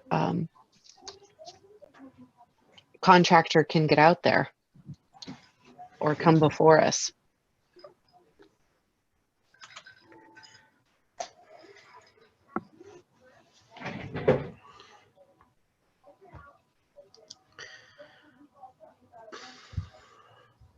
Anika, do you have control of the screen? I didn't think I did. I stopped sharing. All right. So I have a date of late January. Okay. So we need, It's been a while. So I'll send out an email just letting him know that we need to know what's happening by our next meeting. mm-hmm. And if we don't hear any, well, we'll certainly hear if he doesn't, sign the contract with Williams and Sparagus. Yep, it's coming up on 5 months. So the Veterans Way, still haven't heard from the owner about a new plan that doesn't incorporate the easement area. The monthly meeting is coming up on June 1st, and Carl's going to that. These next three that are just waiting for, vegetation to come out. I asked Martha and Carl each meeting if we should go out and check this now. I think at the last meeting we heard that 18 Small Lane actually didn't even have some of the plants in the ground. So there was no need to go back out. And we getting down to the administrator's report. Can I just pause there? Can I just Sure. pause there for a second and just ask, does any commission members have comments on any of those matters? No? Okay, go ahead.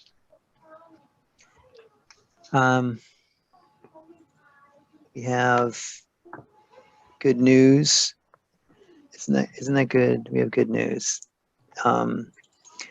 There's nothing like good news. And so you asked me at the last meeting to reach out to Michael Palmer.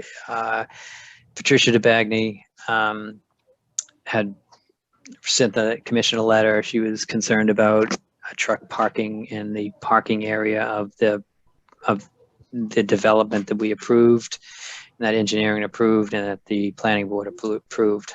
It was an approved parking area. It just wasn't finished. And as a matter of fact, I don't know if the truck was parked any further than the trucks were parked originally when they put in like a front end loader in that area. So I reached out to Mike. I reached out to his consultant and asked him to get back to us before this meeting. And Mike said that he was having some difficulty, COVID and whatnot, being a restaurant owner. And I didn't hear from him until today. And, I think what he did was, I'm going to put up the right pictures. All right, let's get the right pictures up here. He planted 10 arborvitae and four. There you go. Now let's get this up. red maples. So I'm just going to show the commission. That's good news. Yeah, I think, and I let them know that we need to, you know, keep up with the watering, and there you go. Keep up with the watering, and Great. make sure that they don't die off. So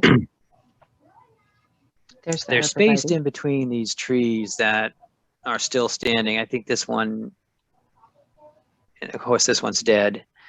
It's left there for habitat. The arborvitae are here. There's one maple tree in this area.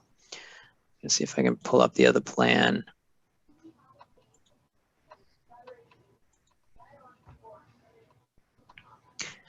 And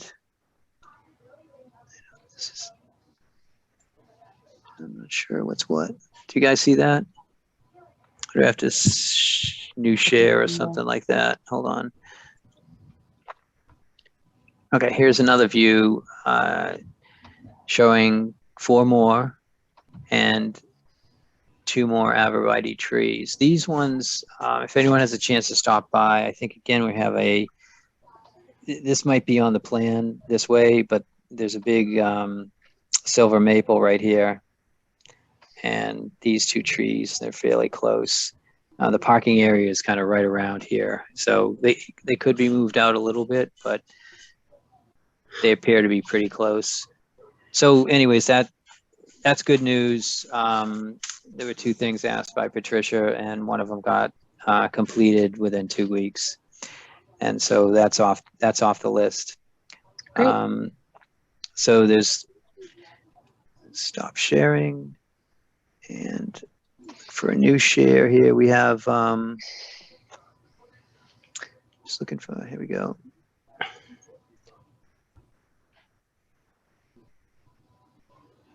There you go. All right, so.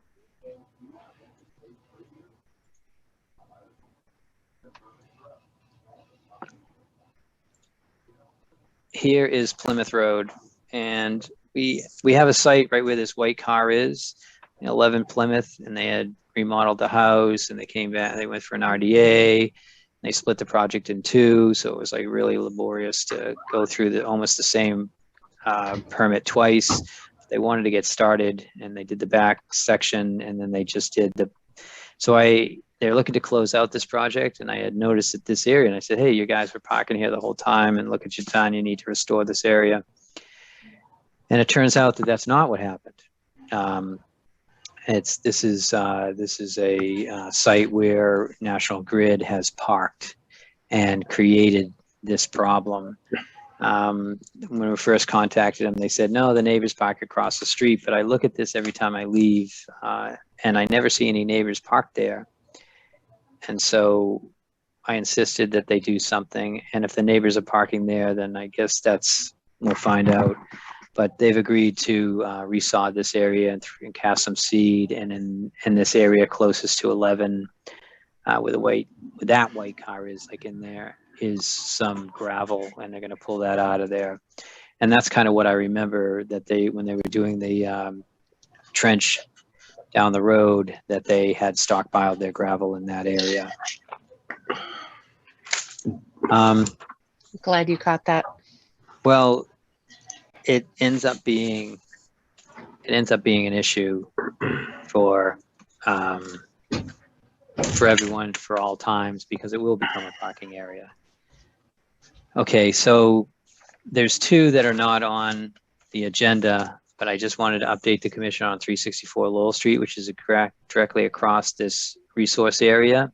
364 Lowell Street, Carl's been there, I've been there, Dave Panett's been there, Nika Scanlon's been there, but they came in for a certificate of compliance. They wanted to close this out, and they also wanted to have a sign off on the occupancy, and we were reluctant to do that, but after making an agreement with Bill Crowley, which was their lawyer, they said that they'll abide to any decisions the commission makes in the spring. So I had just been out there, And you guys will be surprised at how many of those shrubs and trees are dead. I would put it around 60%. There's the remodeled house, which retains the address of 364. In the back, they had that basement exit egress situation, Yeah. and we asked for the line of shrubs and for no mowing in back of the line. Every single one of those shrubs is dead. There's mowing going on in back of the line, heading from that back of the house towards Lowell Street. There's more shrubs that are dead along that line. And then if you turn and you look into the development, one of the lots is like 20 Coakley Way is also up against the wetland area, the resource area, and there's a bunch of shrubs out in that area that are dead. There's a few invasives growing in. I mean, everything's represented. It has knotweed. It has the knotweed. It has purple loosestrife. And what else is out there? There was something else out there, but it's not crazy growing everywhere. There's just some groups of it, and it's closer to the wetland area. There was one other thing, I can't remember what it was. And then there's a little bit of erosion on one corner of where the cul-de-sac meets the retaining wall. So there's a couple of things to deal with. And there was a picture of a street tree that I sent to Mike Hannaford and asked him if he had any concerns about that, the die off on basically a little more than, I don't know, 30% of a street tree that was a 2.5-inch caliper. Nice tree, but there's a section that is dying. So I left that up to Mike to make a decision on that. We do have a kind of a compliance meeting tomorrow about this site, because the bond for the street and the street trees and the things that engineering is in control of is going to be discussed to see if anyone has any issues. And I'll bring up our issues, but we also control our issues under our bond. And Chuck, the bond amount is, based on what you've seen for die-off. Have you done a sanity check on the bond amount to make sure it would cover the damage that you see right now? I do. I think that we have a sufficient bond to call that out. And again, the Jamesons are at least in the past have been, affable to direction and planting. So I haven't heard from them. That was a couple days ago. So, but again, no one's signed off on anything yet. And usually we get a lot of good results when all departments have comments. Okay. So right now I'm not worried about it. And I think the bond is sufficient. Okay. Anybody have any questions on that? No? Okay. What else you got? So I have Howard Street. If anyone remembers Howard Street, we did a lot of work on that, and it's a 6-lot subdivision. They're very close to submitting, and as a matter of fact, I might as well tell you they've submitted their 21-day notice at this point. I think they're going to have it in by Friday, and there's a bunch of stuff that they have to do to move forward on this project. They've hired LEC, Ann Martin. Again, Ann Martin was at our DRT meeting representing the commission, and in fact helping out the applicants in a couple of situations with their SWIP. So it's going to be the same situation that we have over at Smith Oil, and Okay. so I think that we'll at least be up on top of things that happen over there at this bigger site, and that's it. And then the last thing, I guess, at 269 Main Street, which is the Smith Oil site, and I brought you up to date on the fact that there was an easement given to the doggy daycare place at 271 Main Street, and this 271 had been parking beyond their property line in the back. They had a dumpster in the back. With our permit that we gave to 269 Main Street, that was all going to be cleaned up, turned into grass, turned into a patio area, the entrance to our walking path into the wetlands and across along easement area out to Cross Street. So the developer had given 271 an easement, and from my conversations with the developer, it essentially allows exactly what's happening there.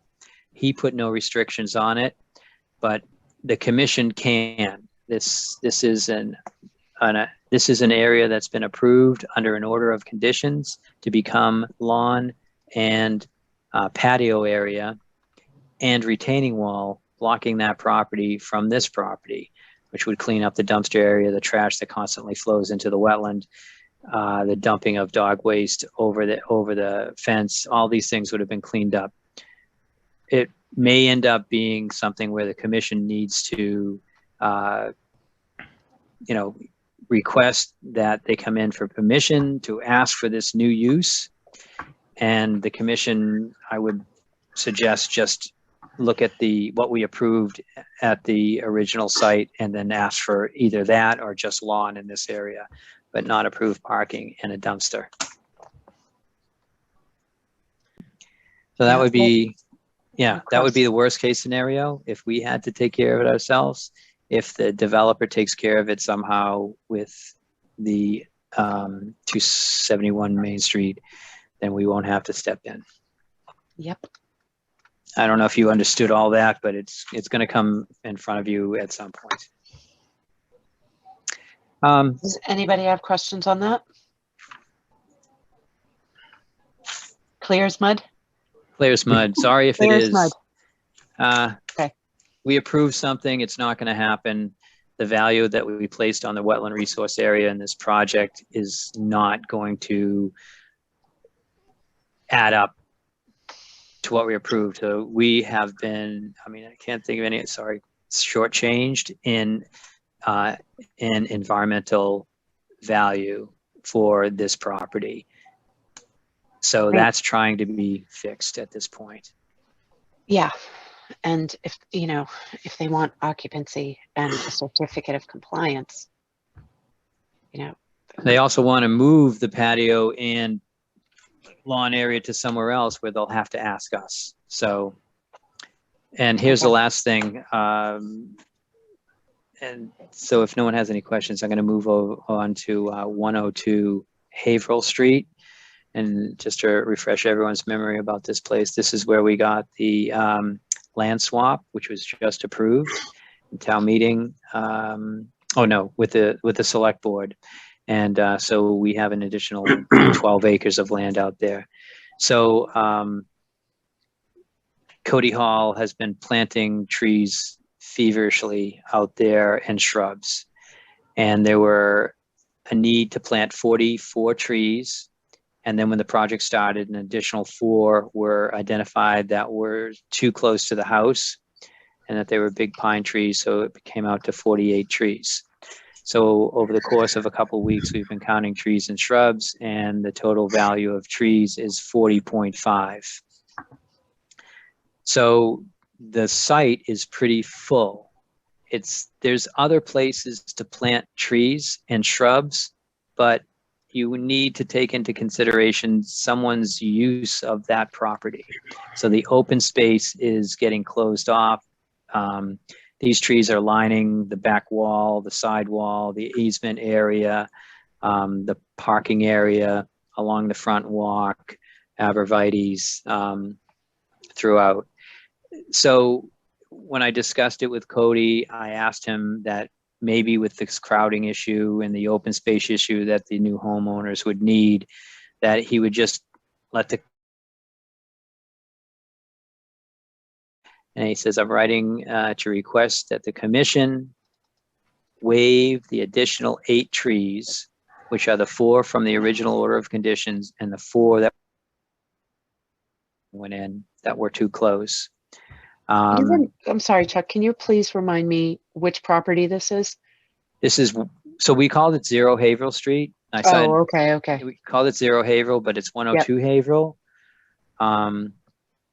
It's a tight property that they gave away the backland to the Conservation Commission. Got it. As a matter of fact, the back end of that is part of the end of D Street.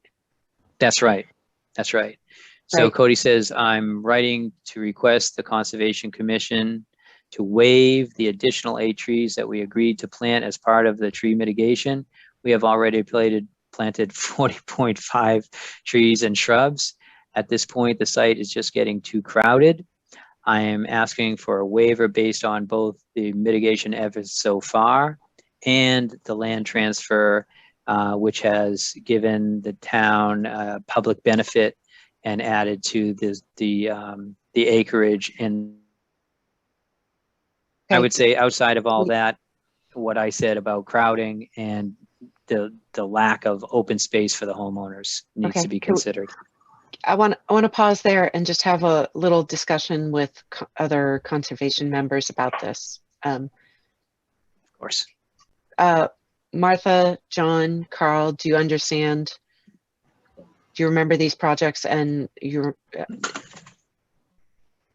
Yes. And- I've driven by on Haverhill Street and noticed that they've put a whole lot of arborvitae to make a visual screen around the patio deck area on the okay. north side of the. So I do remember that I recognize that they planted a lot of trees. Okay. Does John, do you understand this area and what they're asking? Yeah, I think so. Okay, you too, Carl? Yeah. Okay, and now that everybody kind of gets the story and what's going on, I want to hear opinions about the request to waive 8 trees. What's their opinion about that?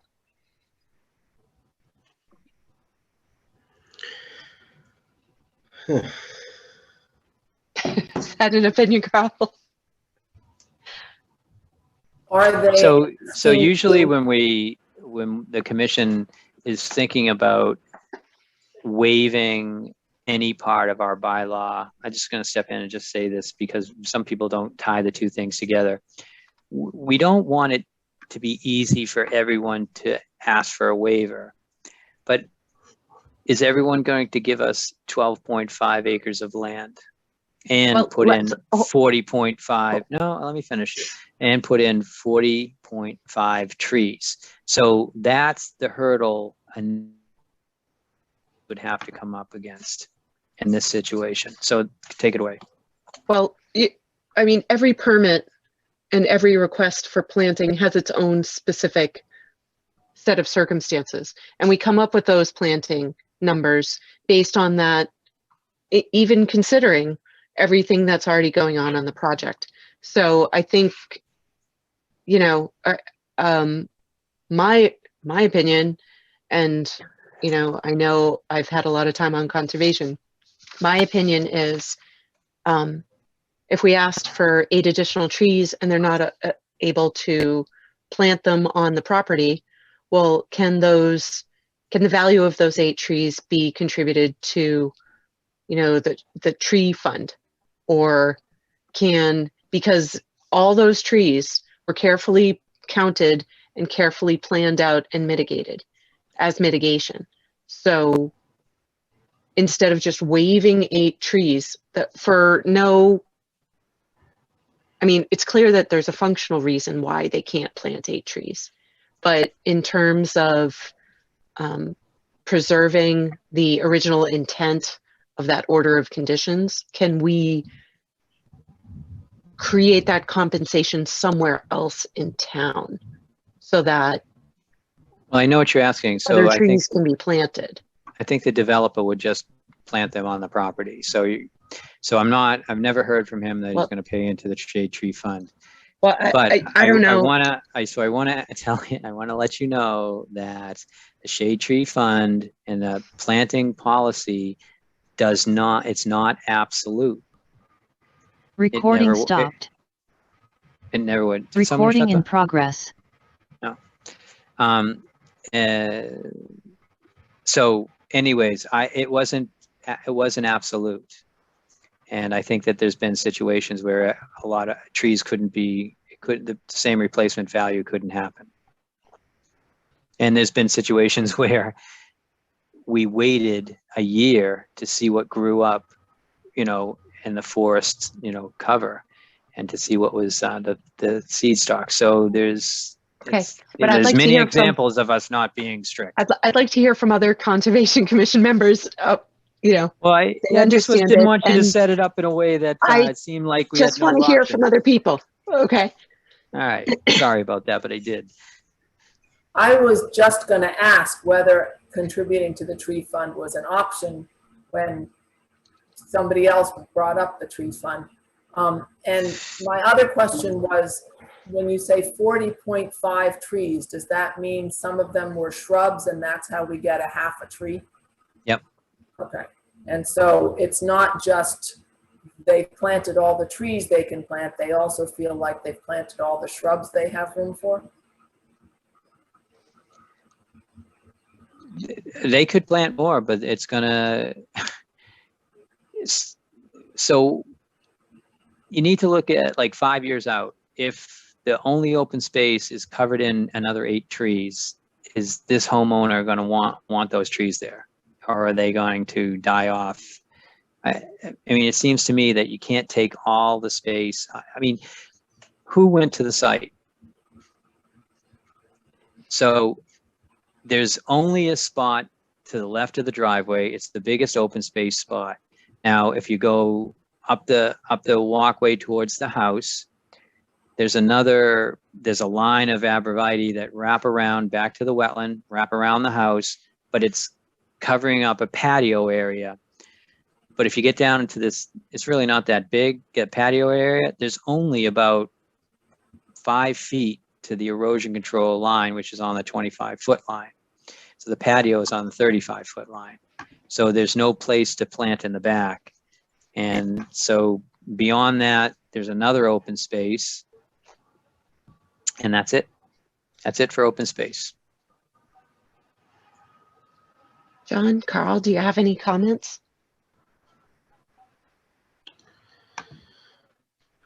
I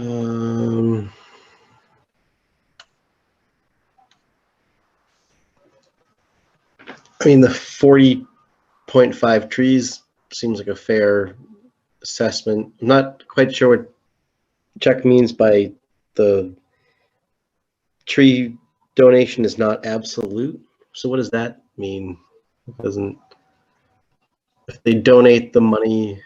Well, it per just, tree. so what I was hearing from Anika Scanlon was that we try to make this happen and could, you know, let's, so anyways, that's what I heard.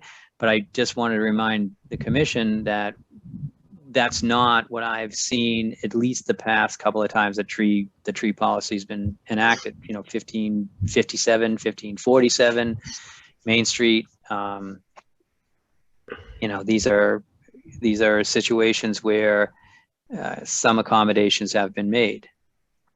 I don't even think we used the tree policy at 1547. So, you know, I'm simply saying, in my opinion, you're going to run into open space issues, and I don't think you're going to get, you're not going to get a donation to the shade tree fund. You're going to get trees planted.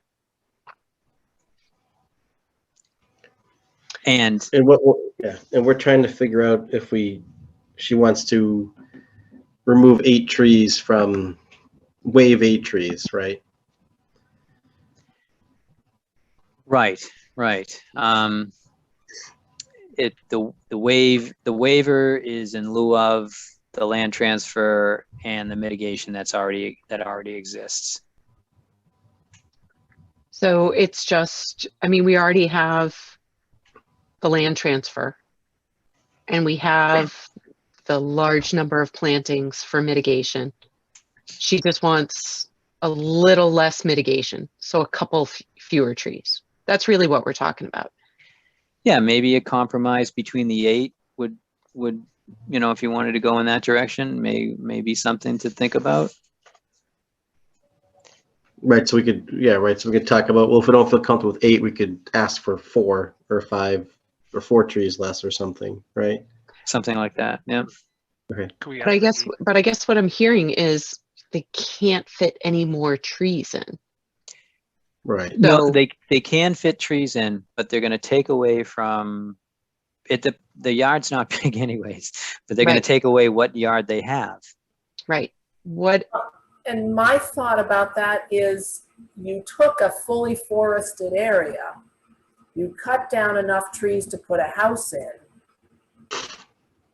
The only way you're gonna have a yard is to have removed some trees from the area that was forested.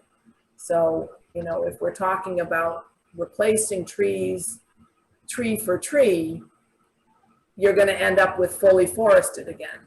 And I do understand that people might wanna have some lawn and not be completely surrounded by trees. When I was talking to Cody, I was trying to think outside the box a little bit. I didn't mention this to him, and you know, there might be an opportunity to plant something out in the wetland area. You know, high bush blueberry, maybe something else that works out there. But you know, I look for blueberry bushes. I didn't see any in the nursery in the last couple of weeks, so I'm not sure they're available. I thought John was going to say something, John. I was actually just going to ask if there was any open space in the adjoining conservation land that they could push some of these trees out into. But Yeah. And kind of in parallel with that, is there any tree lawn area, is there any tree lawn area outside? So we have this thing called the DPW conservation I know. tree policy. That is not an area that we agreed not to work in that area. This is a state Okay. road though, I think. I don't think it would, I think But- that would be a state issue. I think if I mean, my point being, you know, the road is within 100 feet, right, of the wetland buffer. It is. I don't know if that's an option, so it doesn't sound like it is. Yeah, it's not an option because they'd have to talk to the state. Approve it. Yeah, I get it. Okay. Are there? Okay, any- so we could compromise and ask to keep 4 of the 8 trees and see if we can plant them close to the wetland. Is that right? Or shrubs in the wetland. I mean, maybe. Sure. But we could compromise if we don't feel comfortable. I feel like 8 trees is, sure, that's a nice amount of trees. So maybe we compromise and it's 4 trees or 8 shrubs, right? And we try to plant them close to the wetland. Is that, anyone else? That sounds John, what sounds do you good. think? sounds good. Do we want to also consider giving them an option of maybe contributing less than the full 8 trees to the tree fund if we're concerned that they would plant the 8 trees on the property, and then whoever buys that homeowner is going to cut those trees down in a few years to make a lawn. We want to think maybe it's better to give them a cheaper option to Okay. actually get some trees in somewhere. I mean, what's there has to stay for at least 2 years. Right. So it should be pretty substantial.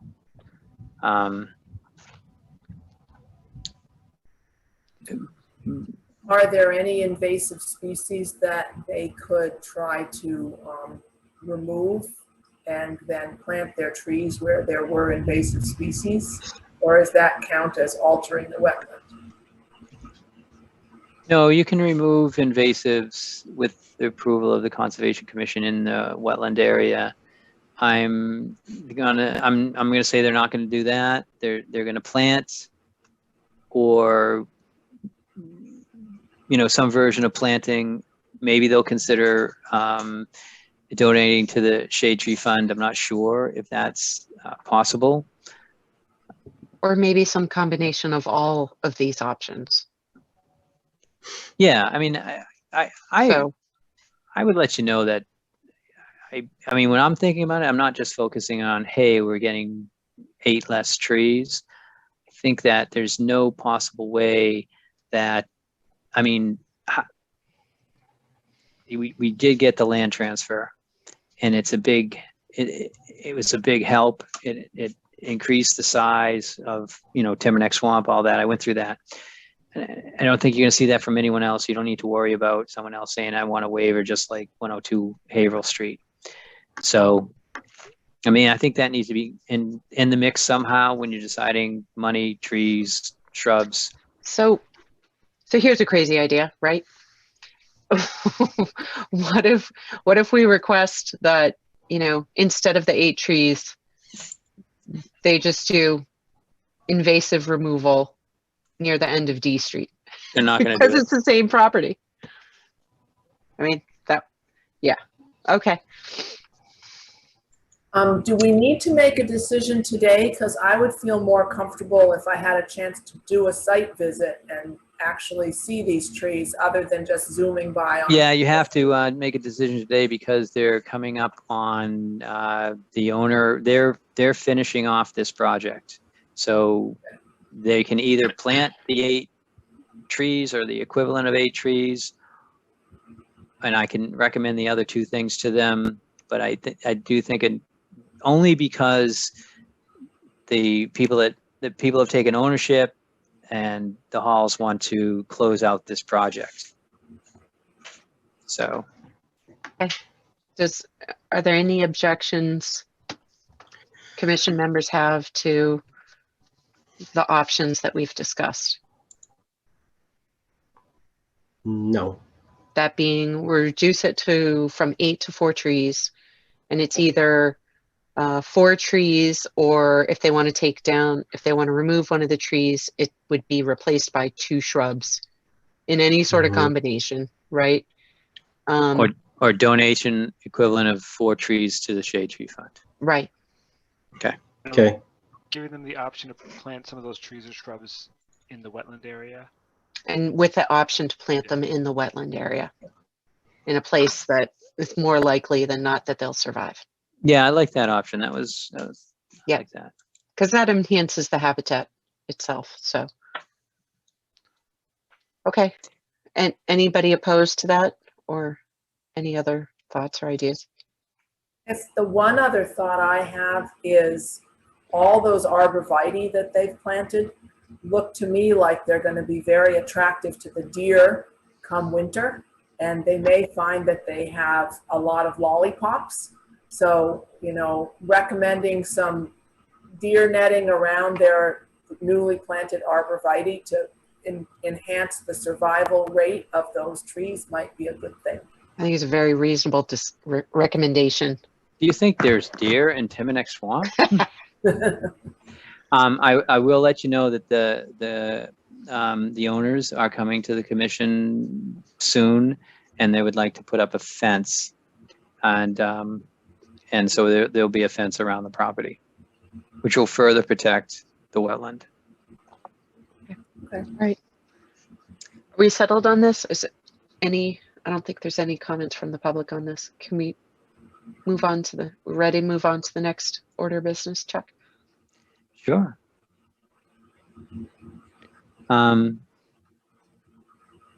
need, something came up today where I had to write an order, an emergency order for the DPW department to breach a dam, basically at 55 Walkersburg Drive. I think Anika knows where that is. You know, she might actually park next to it. I don't know. I might have a trouble finding it, Chuck. But so this is in back of Weston and Sampson. This is in back. This parking lot's back there, and there's a drainage channel. You know, we'll call it a stream, but it goes from Walkersburg Drive past 55 Walkersburg Drive, past Weston and Sampson, out towards the back. The DPW yard's going to be on your right, and it'll go underneath the railroad tracks. And when it comes up again, it's right at this property called Frayne. And those 2 beaver dams are backing up water and flooding out it's like a submerged loading dock area. And it's stopping them from efficiently, you know, moving their commerce back and forth. And the DPWs came to me and said, What do you think? This is a permit that we issued back in 2019. It's been that long since Beaver has come back. And so I went through this exercise, which I usually do. Let me call it up.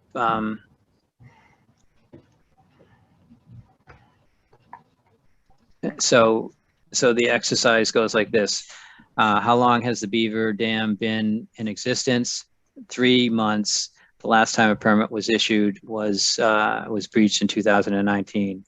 What's the size and condition? It's about 2 of them, about 15 feet by 2 to 3 feet, made of mud, grass, and sticks. It's a new Beaver Dam. Has it recently been expanded or otherwise altered? Yes, because flooding has just been noticed.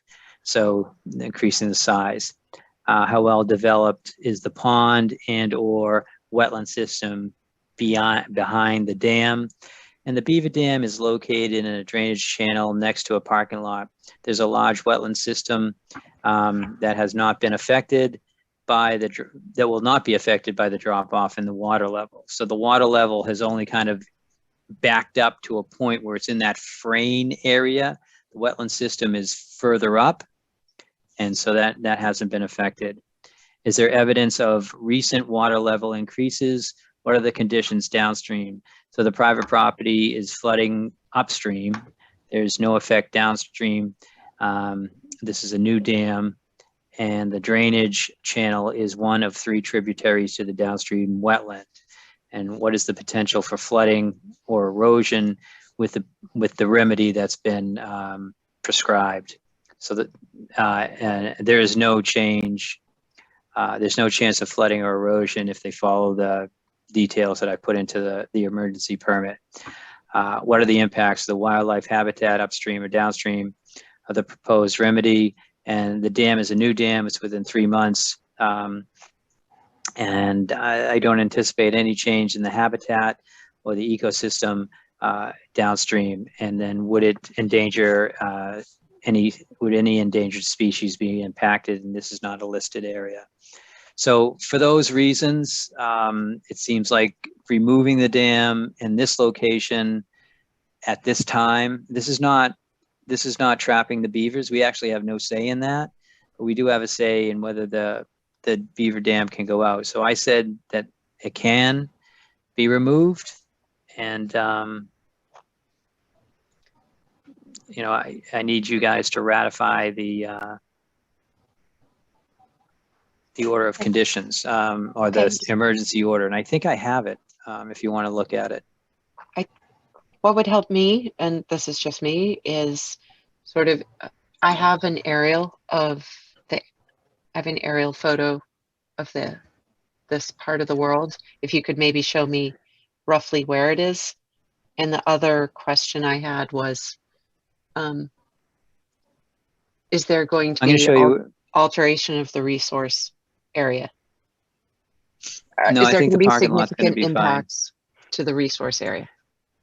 No, I think the parking lot's going to be fine. What's the address for this frame company?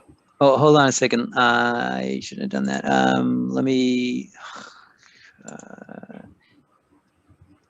Here we go. Here we go. Okay. I'm going to share the screen for a second, and don't have it up. Hold on a second.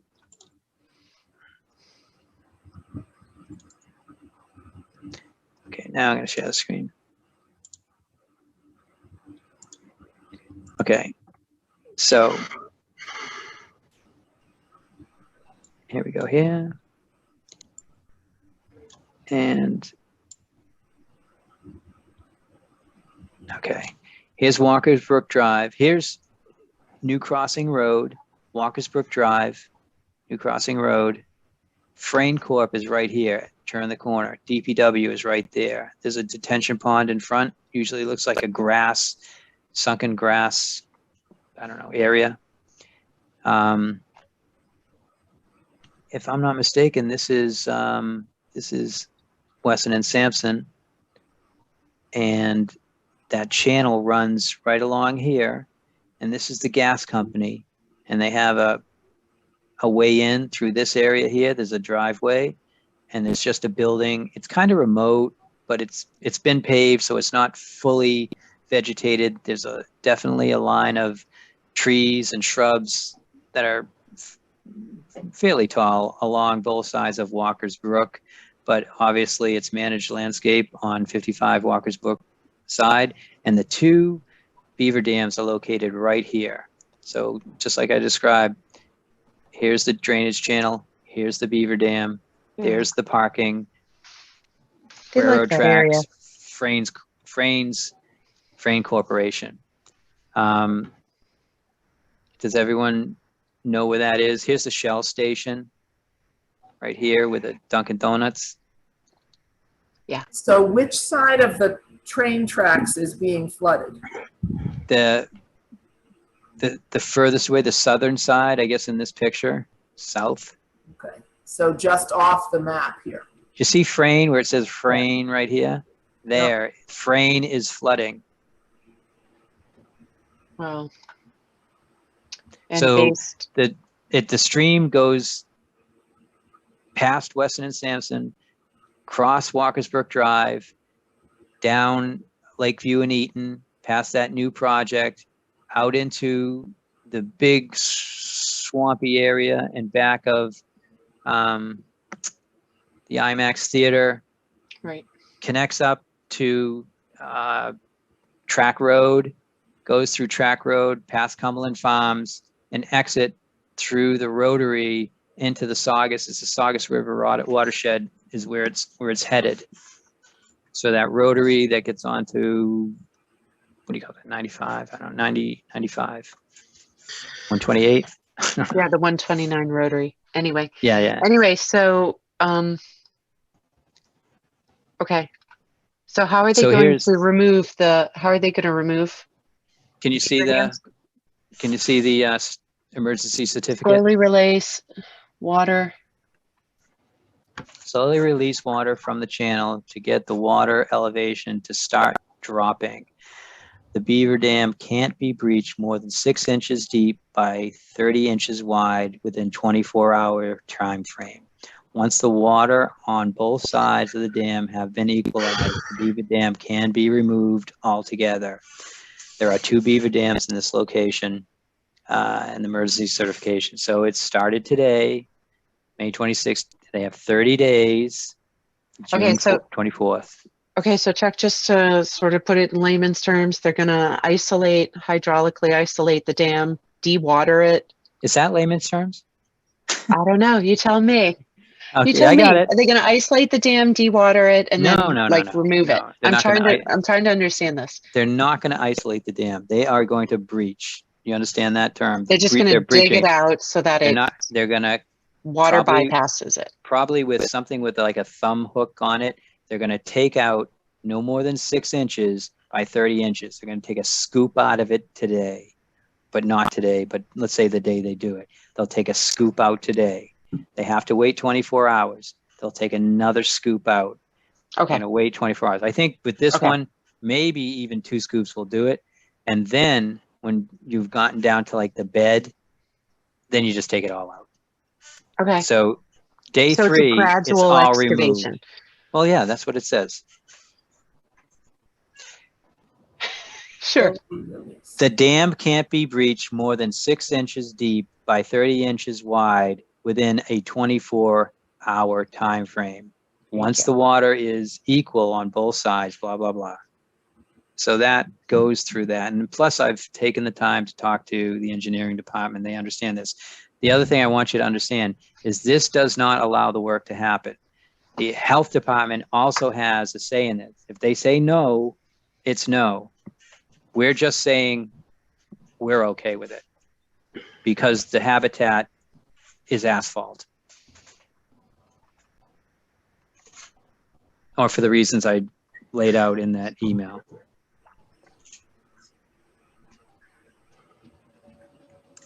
So it's up to you. I mean, I don't have a problem with it now that I understand it. I know the beaver dams, the beavers like this particular part of Reading. There are other areas they like too, but I know there have been dams here before. To be honest with you, so- and you all know, I have a lot of experience doing this. I was part of my job up in Boxford for 11 years. I actually think they could remove the dam for about a month straight and convince those beavers to go downstream or upstream just by frustrating them. And the fact that there's a parking lot right there, it's such a great area to continually do this work because it's going to be really quick. It's easily accessed. Yeah, and then Peter, I'm going to just say the health director because it's Peter something. He is talking about a beaver deceiver. This is also a great place for a beaver deceiver because of that access. Yeah. And Jeff Cummings, who's the new highway supervisor, has actually installed these before. So we have that going for us also. But I think for now, the beavers are still alive. They're still doing their thing. Just get rid of this dam and frustrate them. And once that happens, then we can talk beaver deceiver or whatever. Okay, any questions from anybody? Or comments? If we remove these beaver dams, will they just move up or downstream and flood somebody else's property? Well, fortunately, upstream is a big wetland system. We'd like them to go in that because that wetland sponge will absorb this. As long as they get beyond the parking areas, it kind of gets into it. And then obviously we'd like them to go in back of the IMAX theater too, because nothing would happen there. What probably is the issue is, so the timing is basically the two adults leave the hut and create their own habitat. This is what's happening. So we're in that season where they've moved on. They think this is a great location and they want to set up shop. So these 1, 2, whatever are creating these dams. Two are there because someone probably messed around with one of them. And they give up and they put another one very close because they can't figure out why it's not working. So this is something that's going to come up. I think if the commission, we don't have a say, but if the health department felt like they didn't want to take out the beavers, this would be a great location for, that beaver deceiver. It's high maintenance situation, prone to failure, but with the ability to drive right up to it with all the equipment, kind of walk in this thing, work on it. I think it has a high possibility of success with regular maintenance. Okay, any other questions?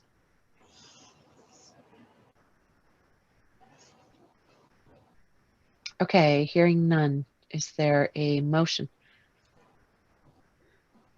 Motion to ratify the Emergency order. emergency certification form.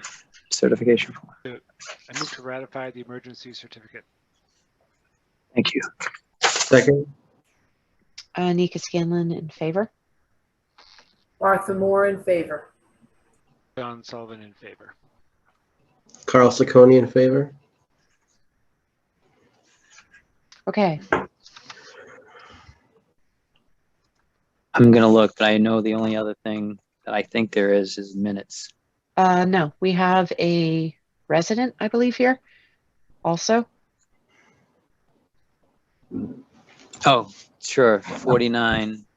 Sorry. She's been patient enough. So it's 49 Zachary Lane.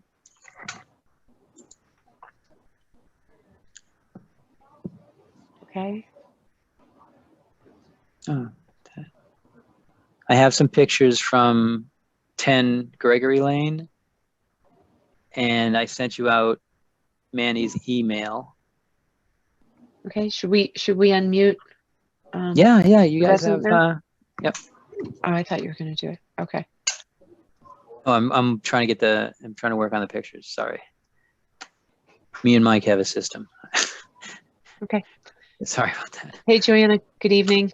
Good Sorry, it evening. took us a while to get to this. I have Thanks for hanging in there. I have an issue with my computer. I hope you can hear me okay. There's We can hear you. static in the video. I'm losing some of the internet. Perhaps even my computer can go along with the saying, it's tough to get old. You're doing fine. We can hear you fine. Okay. Mhm.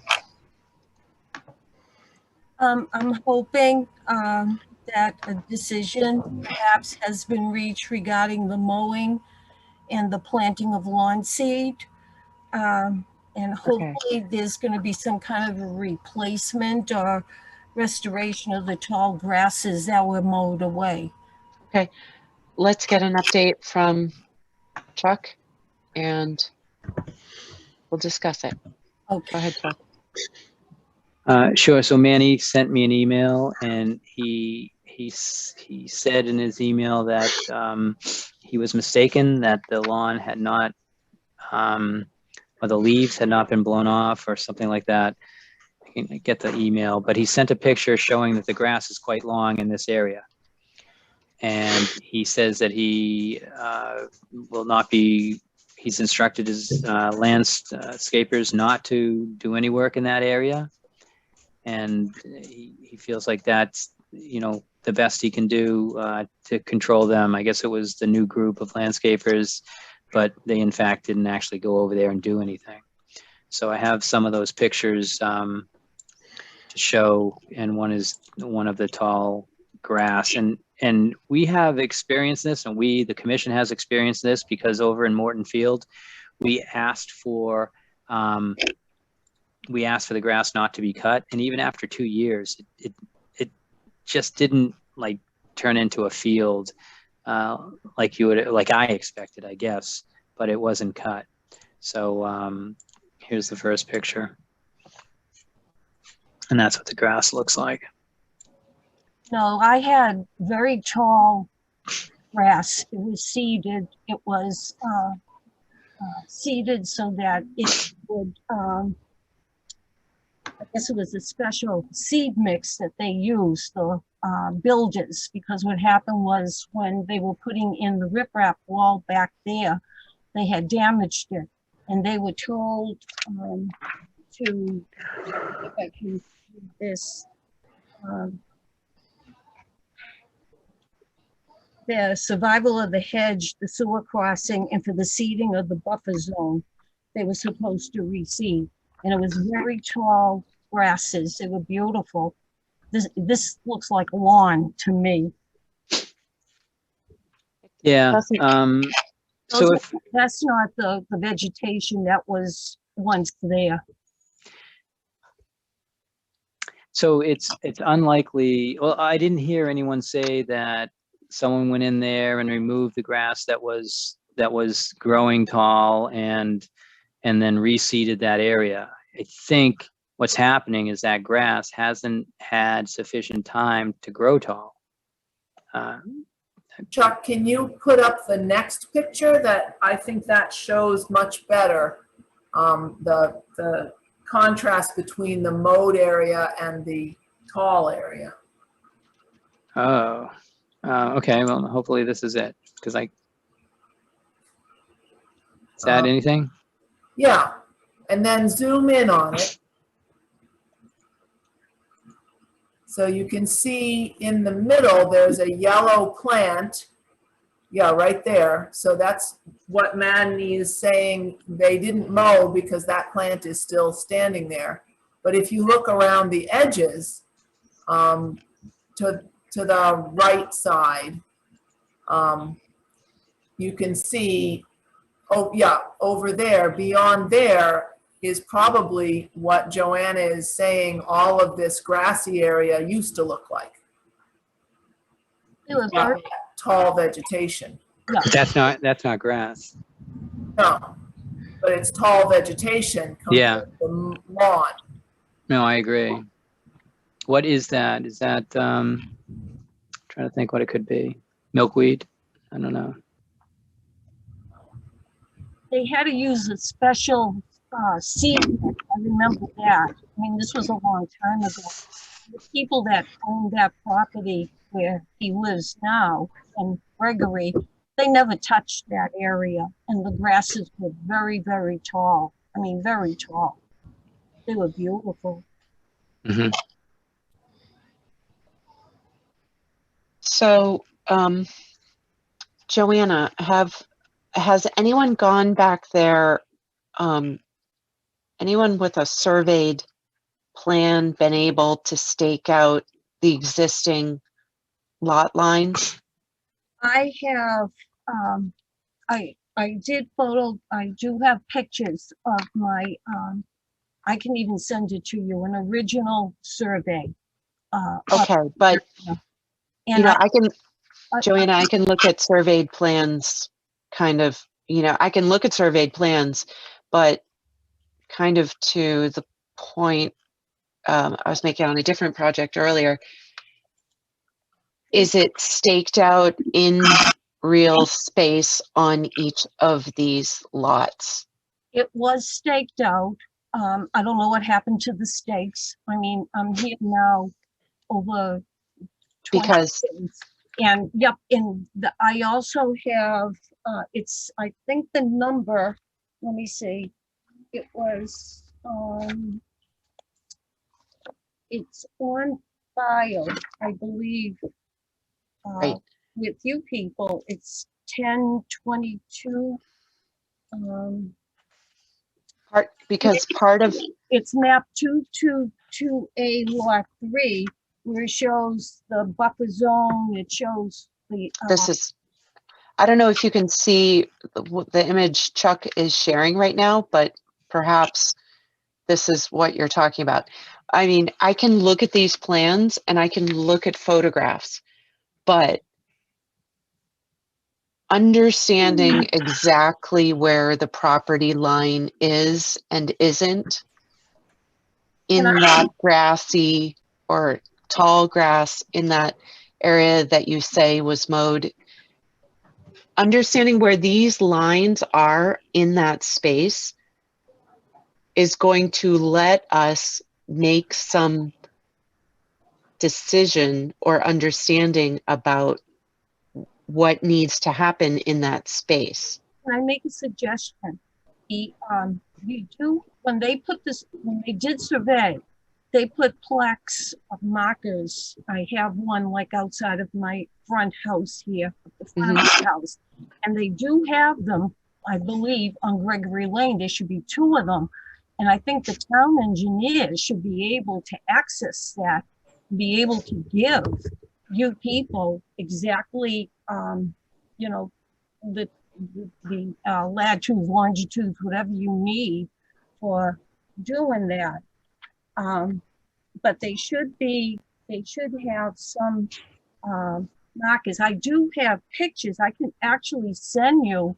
I put together a PowerPoint presentation, and in there I have pictures that show the property lines. They show the buffer zones, and they show where the sewer or the easement is. I don't know if that's what you're talking about, that you would need. That's what I wanted to show. Those.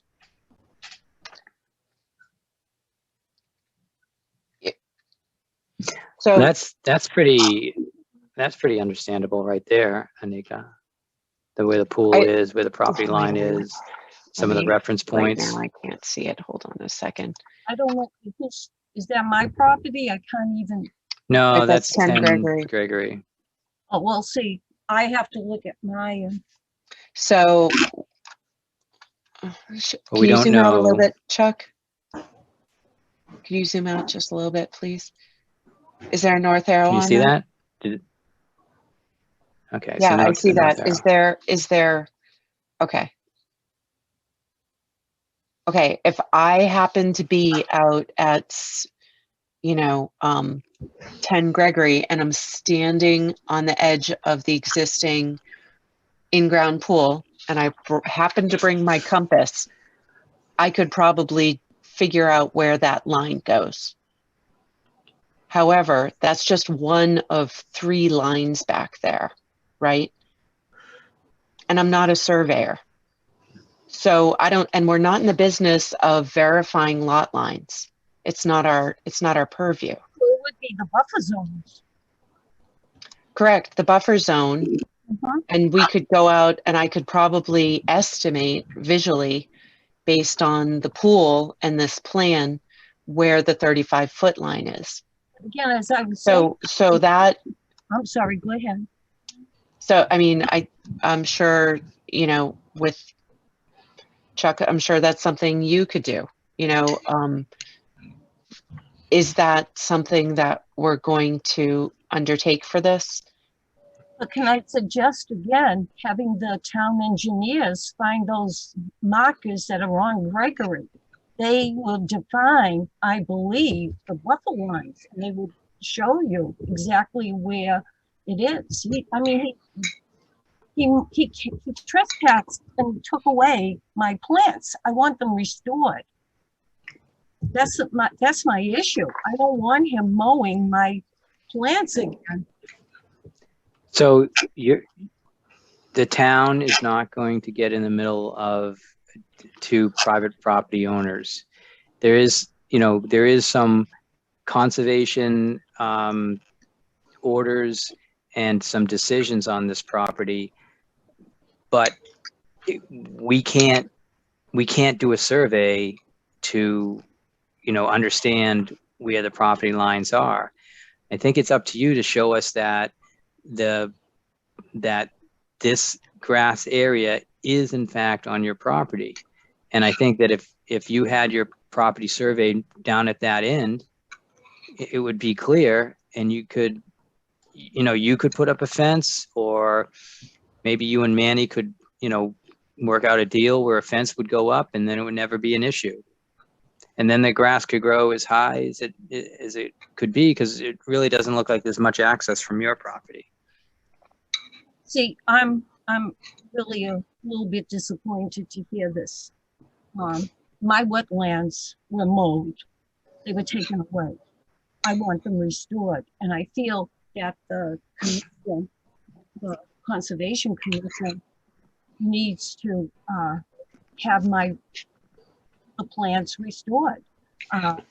This was illegally done. He had no business. I didn't authorize him. The people who lived there before never touched that property before. I don't know why he thought he could go there and do this. This is a buffer zone. There's an easement there. He can't build on that. And I wish I had known, because I could have sent you my whole PowerPoint presentation that has all the maps in it and everything that show you where the easements are and everything. It's delineated. It's also, I believe you have it on file. It's a map. Let me get the map number.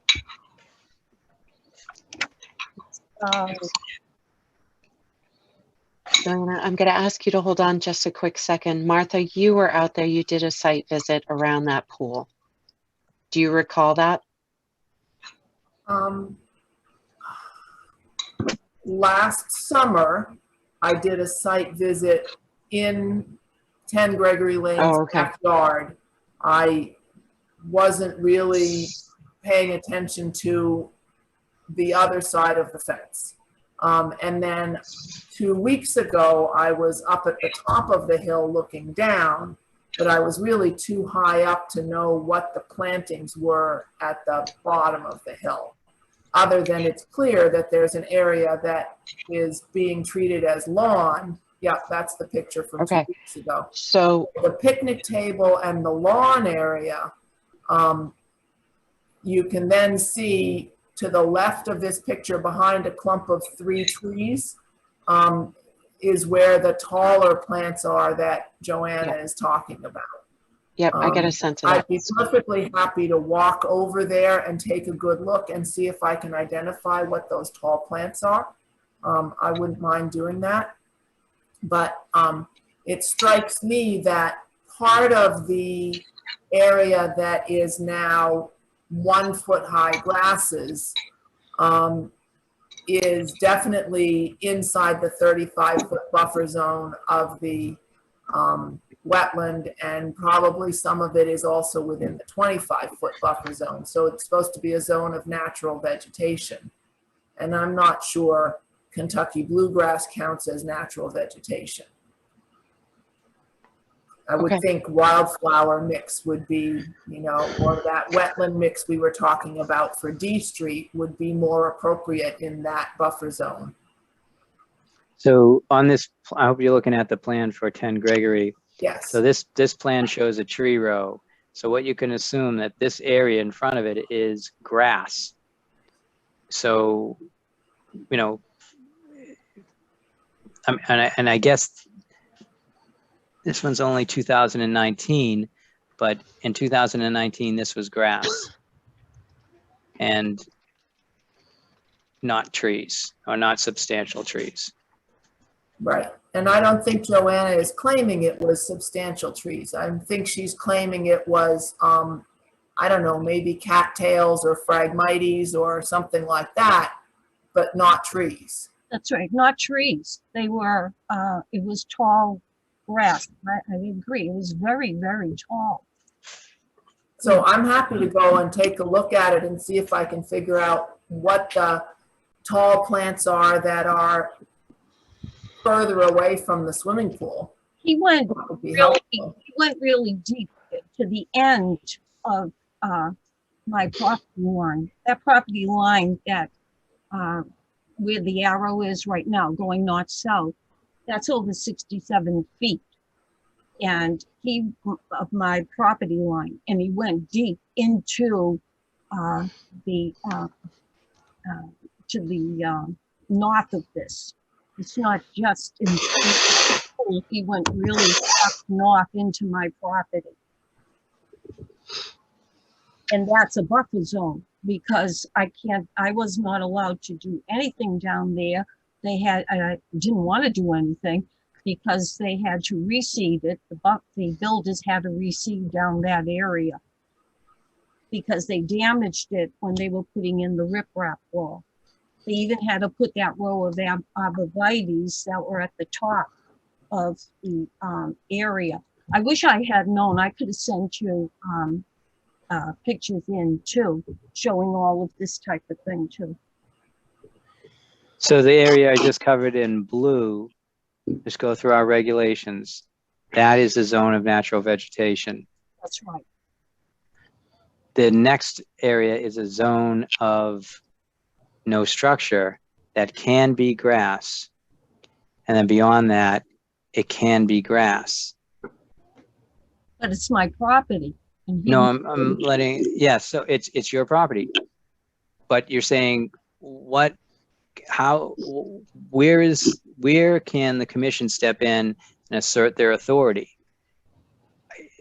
I just laid out our jurisdictional setbacks, saying that grass can be between the 25 and 35, or from the 25 foot to the 100 foot. It can be grass. he removed my natural grass that was growing there, the tall grass.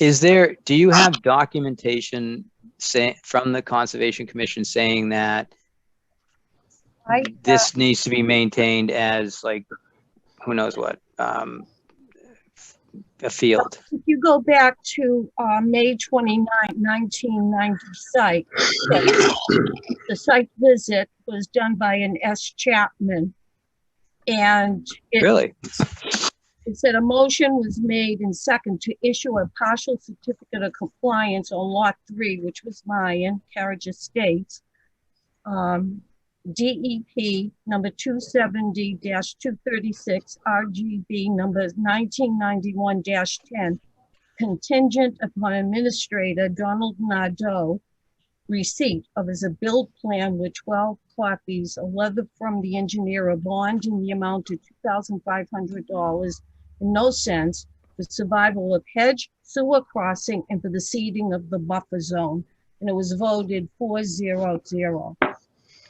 And that's way back May 29, 1996. So seeding of the seeding, that's. And they had to do with. I see grass out there. I see that the seeding is still there. I'm not saying that you don't have an issue with 10 Gregory. It's his I'm just lawn. saying what the commission has an order of conditions out there. You just read to us that says seed this area. There's grass in that area. It was a Now, seed that they planted at that time. He now seeded it with his lawn seed. you know, maybe he did. I mean, if I don't know. I don't have any evidence that it was altered in any way other than the fact that it was mowed. I don't think I'm understanding. I had tall grass out there. He mowed it. I want it restored. And I don't think that should be my burden to go down there and put back my tall grass. I didn't take it down. The other party who lived there never touched it.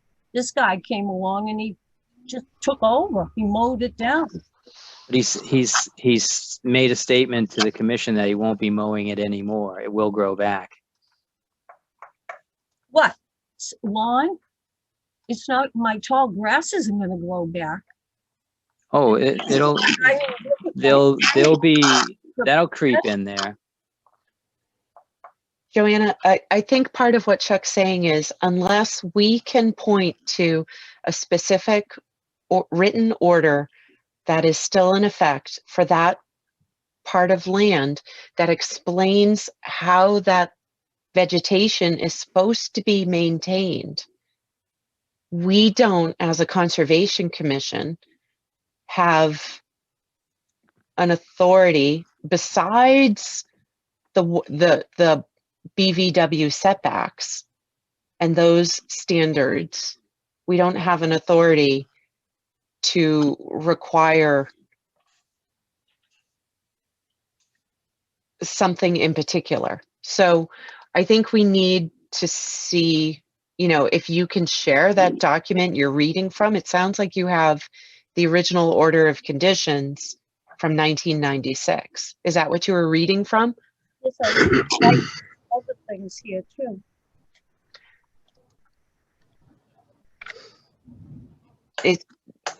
Does that make sense? So I'm going to ask Martha, John, and Carl how they see this, because I want to wrap this up so we can move on with our night. And I don't want to dismiss you, Joanna, at all, but I want to make some progress tonight and move on. So my understanding is we need to understand, and right now I don't. Right now, I do not know what conditions were placed on the area in question. So if you have documentation and you can provide that to us, then we need copies of that. And then we could do a site visit and verify based on these plans Chuck shared, which you'll email us, Chuck, if you haven't already. We can go out there and do a site visit with all the information in hand and visually inspect the area and look at the requirements of how that land was supposed to be planted. I think that's the best we can do. I think that's the only authority we really have. Yeah, that seems to make that, I mean, I'd second that. And a lot of the rest of this comes down, this part of this teeters on a conservation determination, which we can try to get for you. But another part of this is entirely land property dispute, which is not our jurisdiction. Well, can I And I ask? understand your complaint, but we can address, as Chuck had said, we can address the conservation part. Okay, as long as you understand that. Well, can you find out from the town engineer the buffer zone? The buffer zone. The buffer zone's down there. There's a buffer zone. Is Well, it- I think, I mean, I think I've got some level of confidence that standing at that pool at 10 Gregory, if I can walk around that pool at 10 Gregory, I've got an understanding of one single property line. However, There are 2 other property lines that come in there. And if, you know, if I had other plans to support those other property lines and where they are relative to the pool, I might be able to figure out whose land is whose. Actually, there were 3. Right, 3 property lines coming in. exactly. Right. So, I mean, it's a fairly complicated area of land to just walk into and just visually inspect and get a good understanding of. That's why I was asking about, you know, are there bounds already out there that somebody could point to and say, yeah, this is a lot stake right here, or this is a lot stake. I think You know what I mean? Because lot stakes are gone. because I don't want to come to a conclusion that is inaccurate. And it's a little risky for us to go out there and do it sort of visually. I have a little bit of experience at it, and I would want to do it with, you know, at least one other conservation member so that I could sort of talk through how I understood the site plans relative to what was around me. What do you need from me? So what I would need is that original order of yours that describes how that land that you're talking about was supposed to be left. I don't know if I have that. Where would that? Or at least the original, a copy of the original order, which it sounds like you have, from 1996. Well, that was. That was 1991.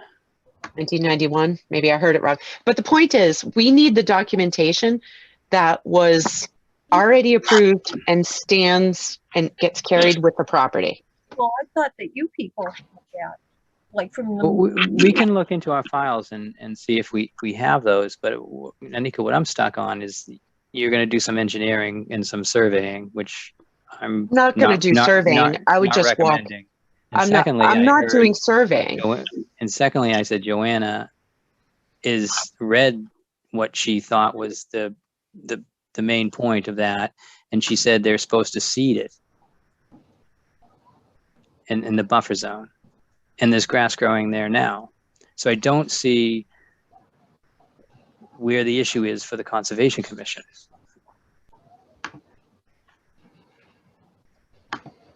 Now, if tall grasses, volunteer vegetation came in later through who knows what, milkweed or whatever's out there, and it was taken by 10 Gregory Lane, and it's still lawn. It's not a patio. We don't have pictures of them doing this work. If we did, that would be a violation. But there's a we don't really have it. Part of, I guess part of what I'm saying, I guess part of what I'm saying is I have not seen the documentation. I've heard Joanna speak. I've heard, you know what I mean?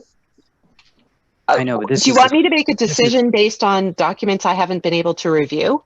I mean, no, I'm saying this is our second meeting talking about this stuff. There's been plenty of time to do this. Okay, well, where is it then? Where's the paper? Where is it? Did it get emailed to me or not? Are you talking to me? Well, I'm just asking. Was I provided the information to make the determination or not? And if not, I'm gonna have to continue it because I don't have enough information. That's me. And if other people want to speak up about it, go ahead. I would agree to continue it because I'd like to be able to go out and do a site visit and see what the tall plants are that are still there. But I also do think Chuck is right that the tall grasses are going to keep growing as long as they don't get mowed.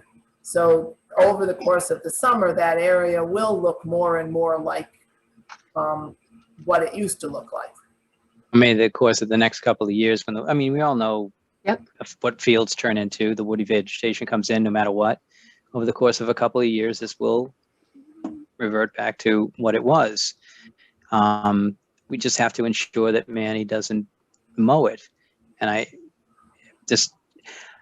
agree, you want to give this every opportunity to understand it, but when we get to the point that something happened, I don't know what we can do about it based on what I already have come to a conclusion, which is it was supposed to be lawn, it's still lawn, and it will grow back. And we don't have any evidence of like pictures or someone admitting that they removed the topsoil and seeded it with, like, who knows, bluegrass. Well, if I knew that he was doing that, I certainly would have taken pictures and I would have had the police stop him because he would have been on my territory.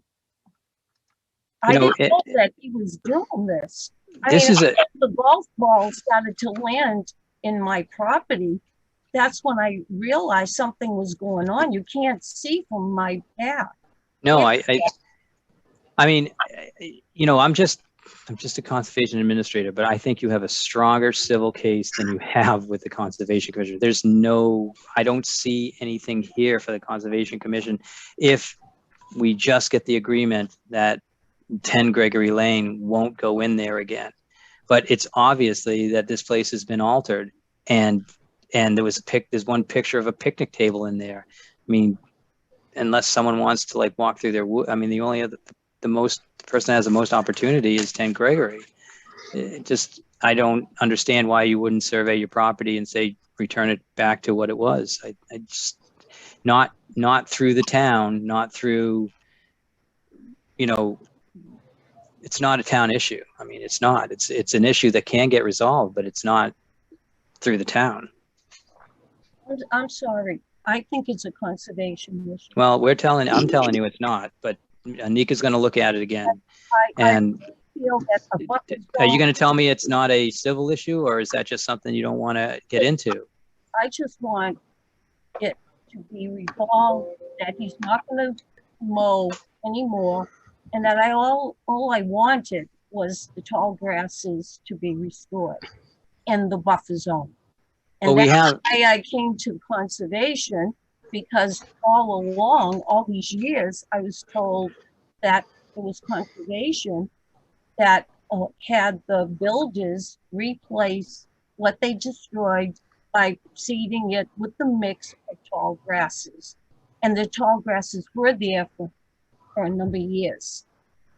So all these years, until this man came along and decided that he was going to just mow it down. Okay, so that's why I came to conservation. So I'm telling you from what I know about it. This is, you know, we're not in the Midwest, and this is not prairie, and it's not. There was probably some grass, but there was probably some other things in there too that came in. And when Martha goes out there, we'll identify whatever that stuff is, and that's probably what grew through there that was mixed in with the grass. All that will happen again.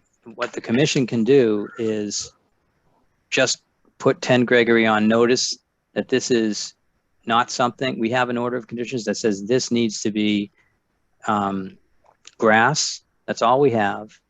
And that you can tell him that it's not to be mowed. And then with those two things happening, it will return back to the state that you like it. And it shouldn't take more than a couple of years. Yeah, and I'll just add, Chuck, so we'll wait for Martha's site visit, but Joanna, it will, if he just simply mowed it, which means that the roots and everything else is intact, although unfortunate, it will vigorously grow back, is what I think. So it's not dead. You mean even though he planted lawn seed, it'll still come back? Mm-hmm. Yeah, I think it's gonna just beat it right out and just overtake it. Yeah. Well, I'd like you to come down for the site visit, and I'm going to put my trust in you, because that's all I want. I don't want him to mow it. I have only that little piece of land, and he had to take it from me. You know, he's got all this other land. He could have gone in any direction, but he chose to come to me, and that's very upsetting to me. So I'm glad that's why I went to conservation. Yeah. Okay, so Martha, you'll do a site visit and we'll get to the bottom of that. Okay. So we'll move to continue then. Is that Is what we'll do? Anika also gonna come and take a look at it? Yeah, I'll as Can I send you soon my, as I'm able. okay, and can I send you my PowerPoint presentation, because I did take pictures of all the maps and everything. And I even have pictures of some of the letters that I had received in conservation. I don't have a problem with that. Sure. So who do I send it to Chuck or? Send it to Chuck and he'll Yeah, distribute it to Yeah, everybody. and Okay, I'll send it out to the commission. I had it ready and I didn't know that if I had known that I would have sent it out today. No, that's okay. That's okay. But thank you for coming tonight. Mhm. We'll see what happens next. But we do have word from 10 Gregory that we have it on record that he's promising not to mow there anymore. So whether you believe that or not, that's not up to me. But we do have it on record that he's promising not to mow. So we're going to move on. Okay. All right, thank you. I appreciate your time. Okay. Thank Look you. forward to seeing what you can Thank you. send.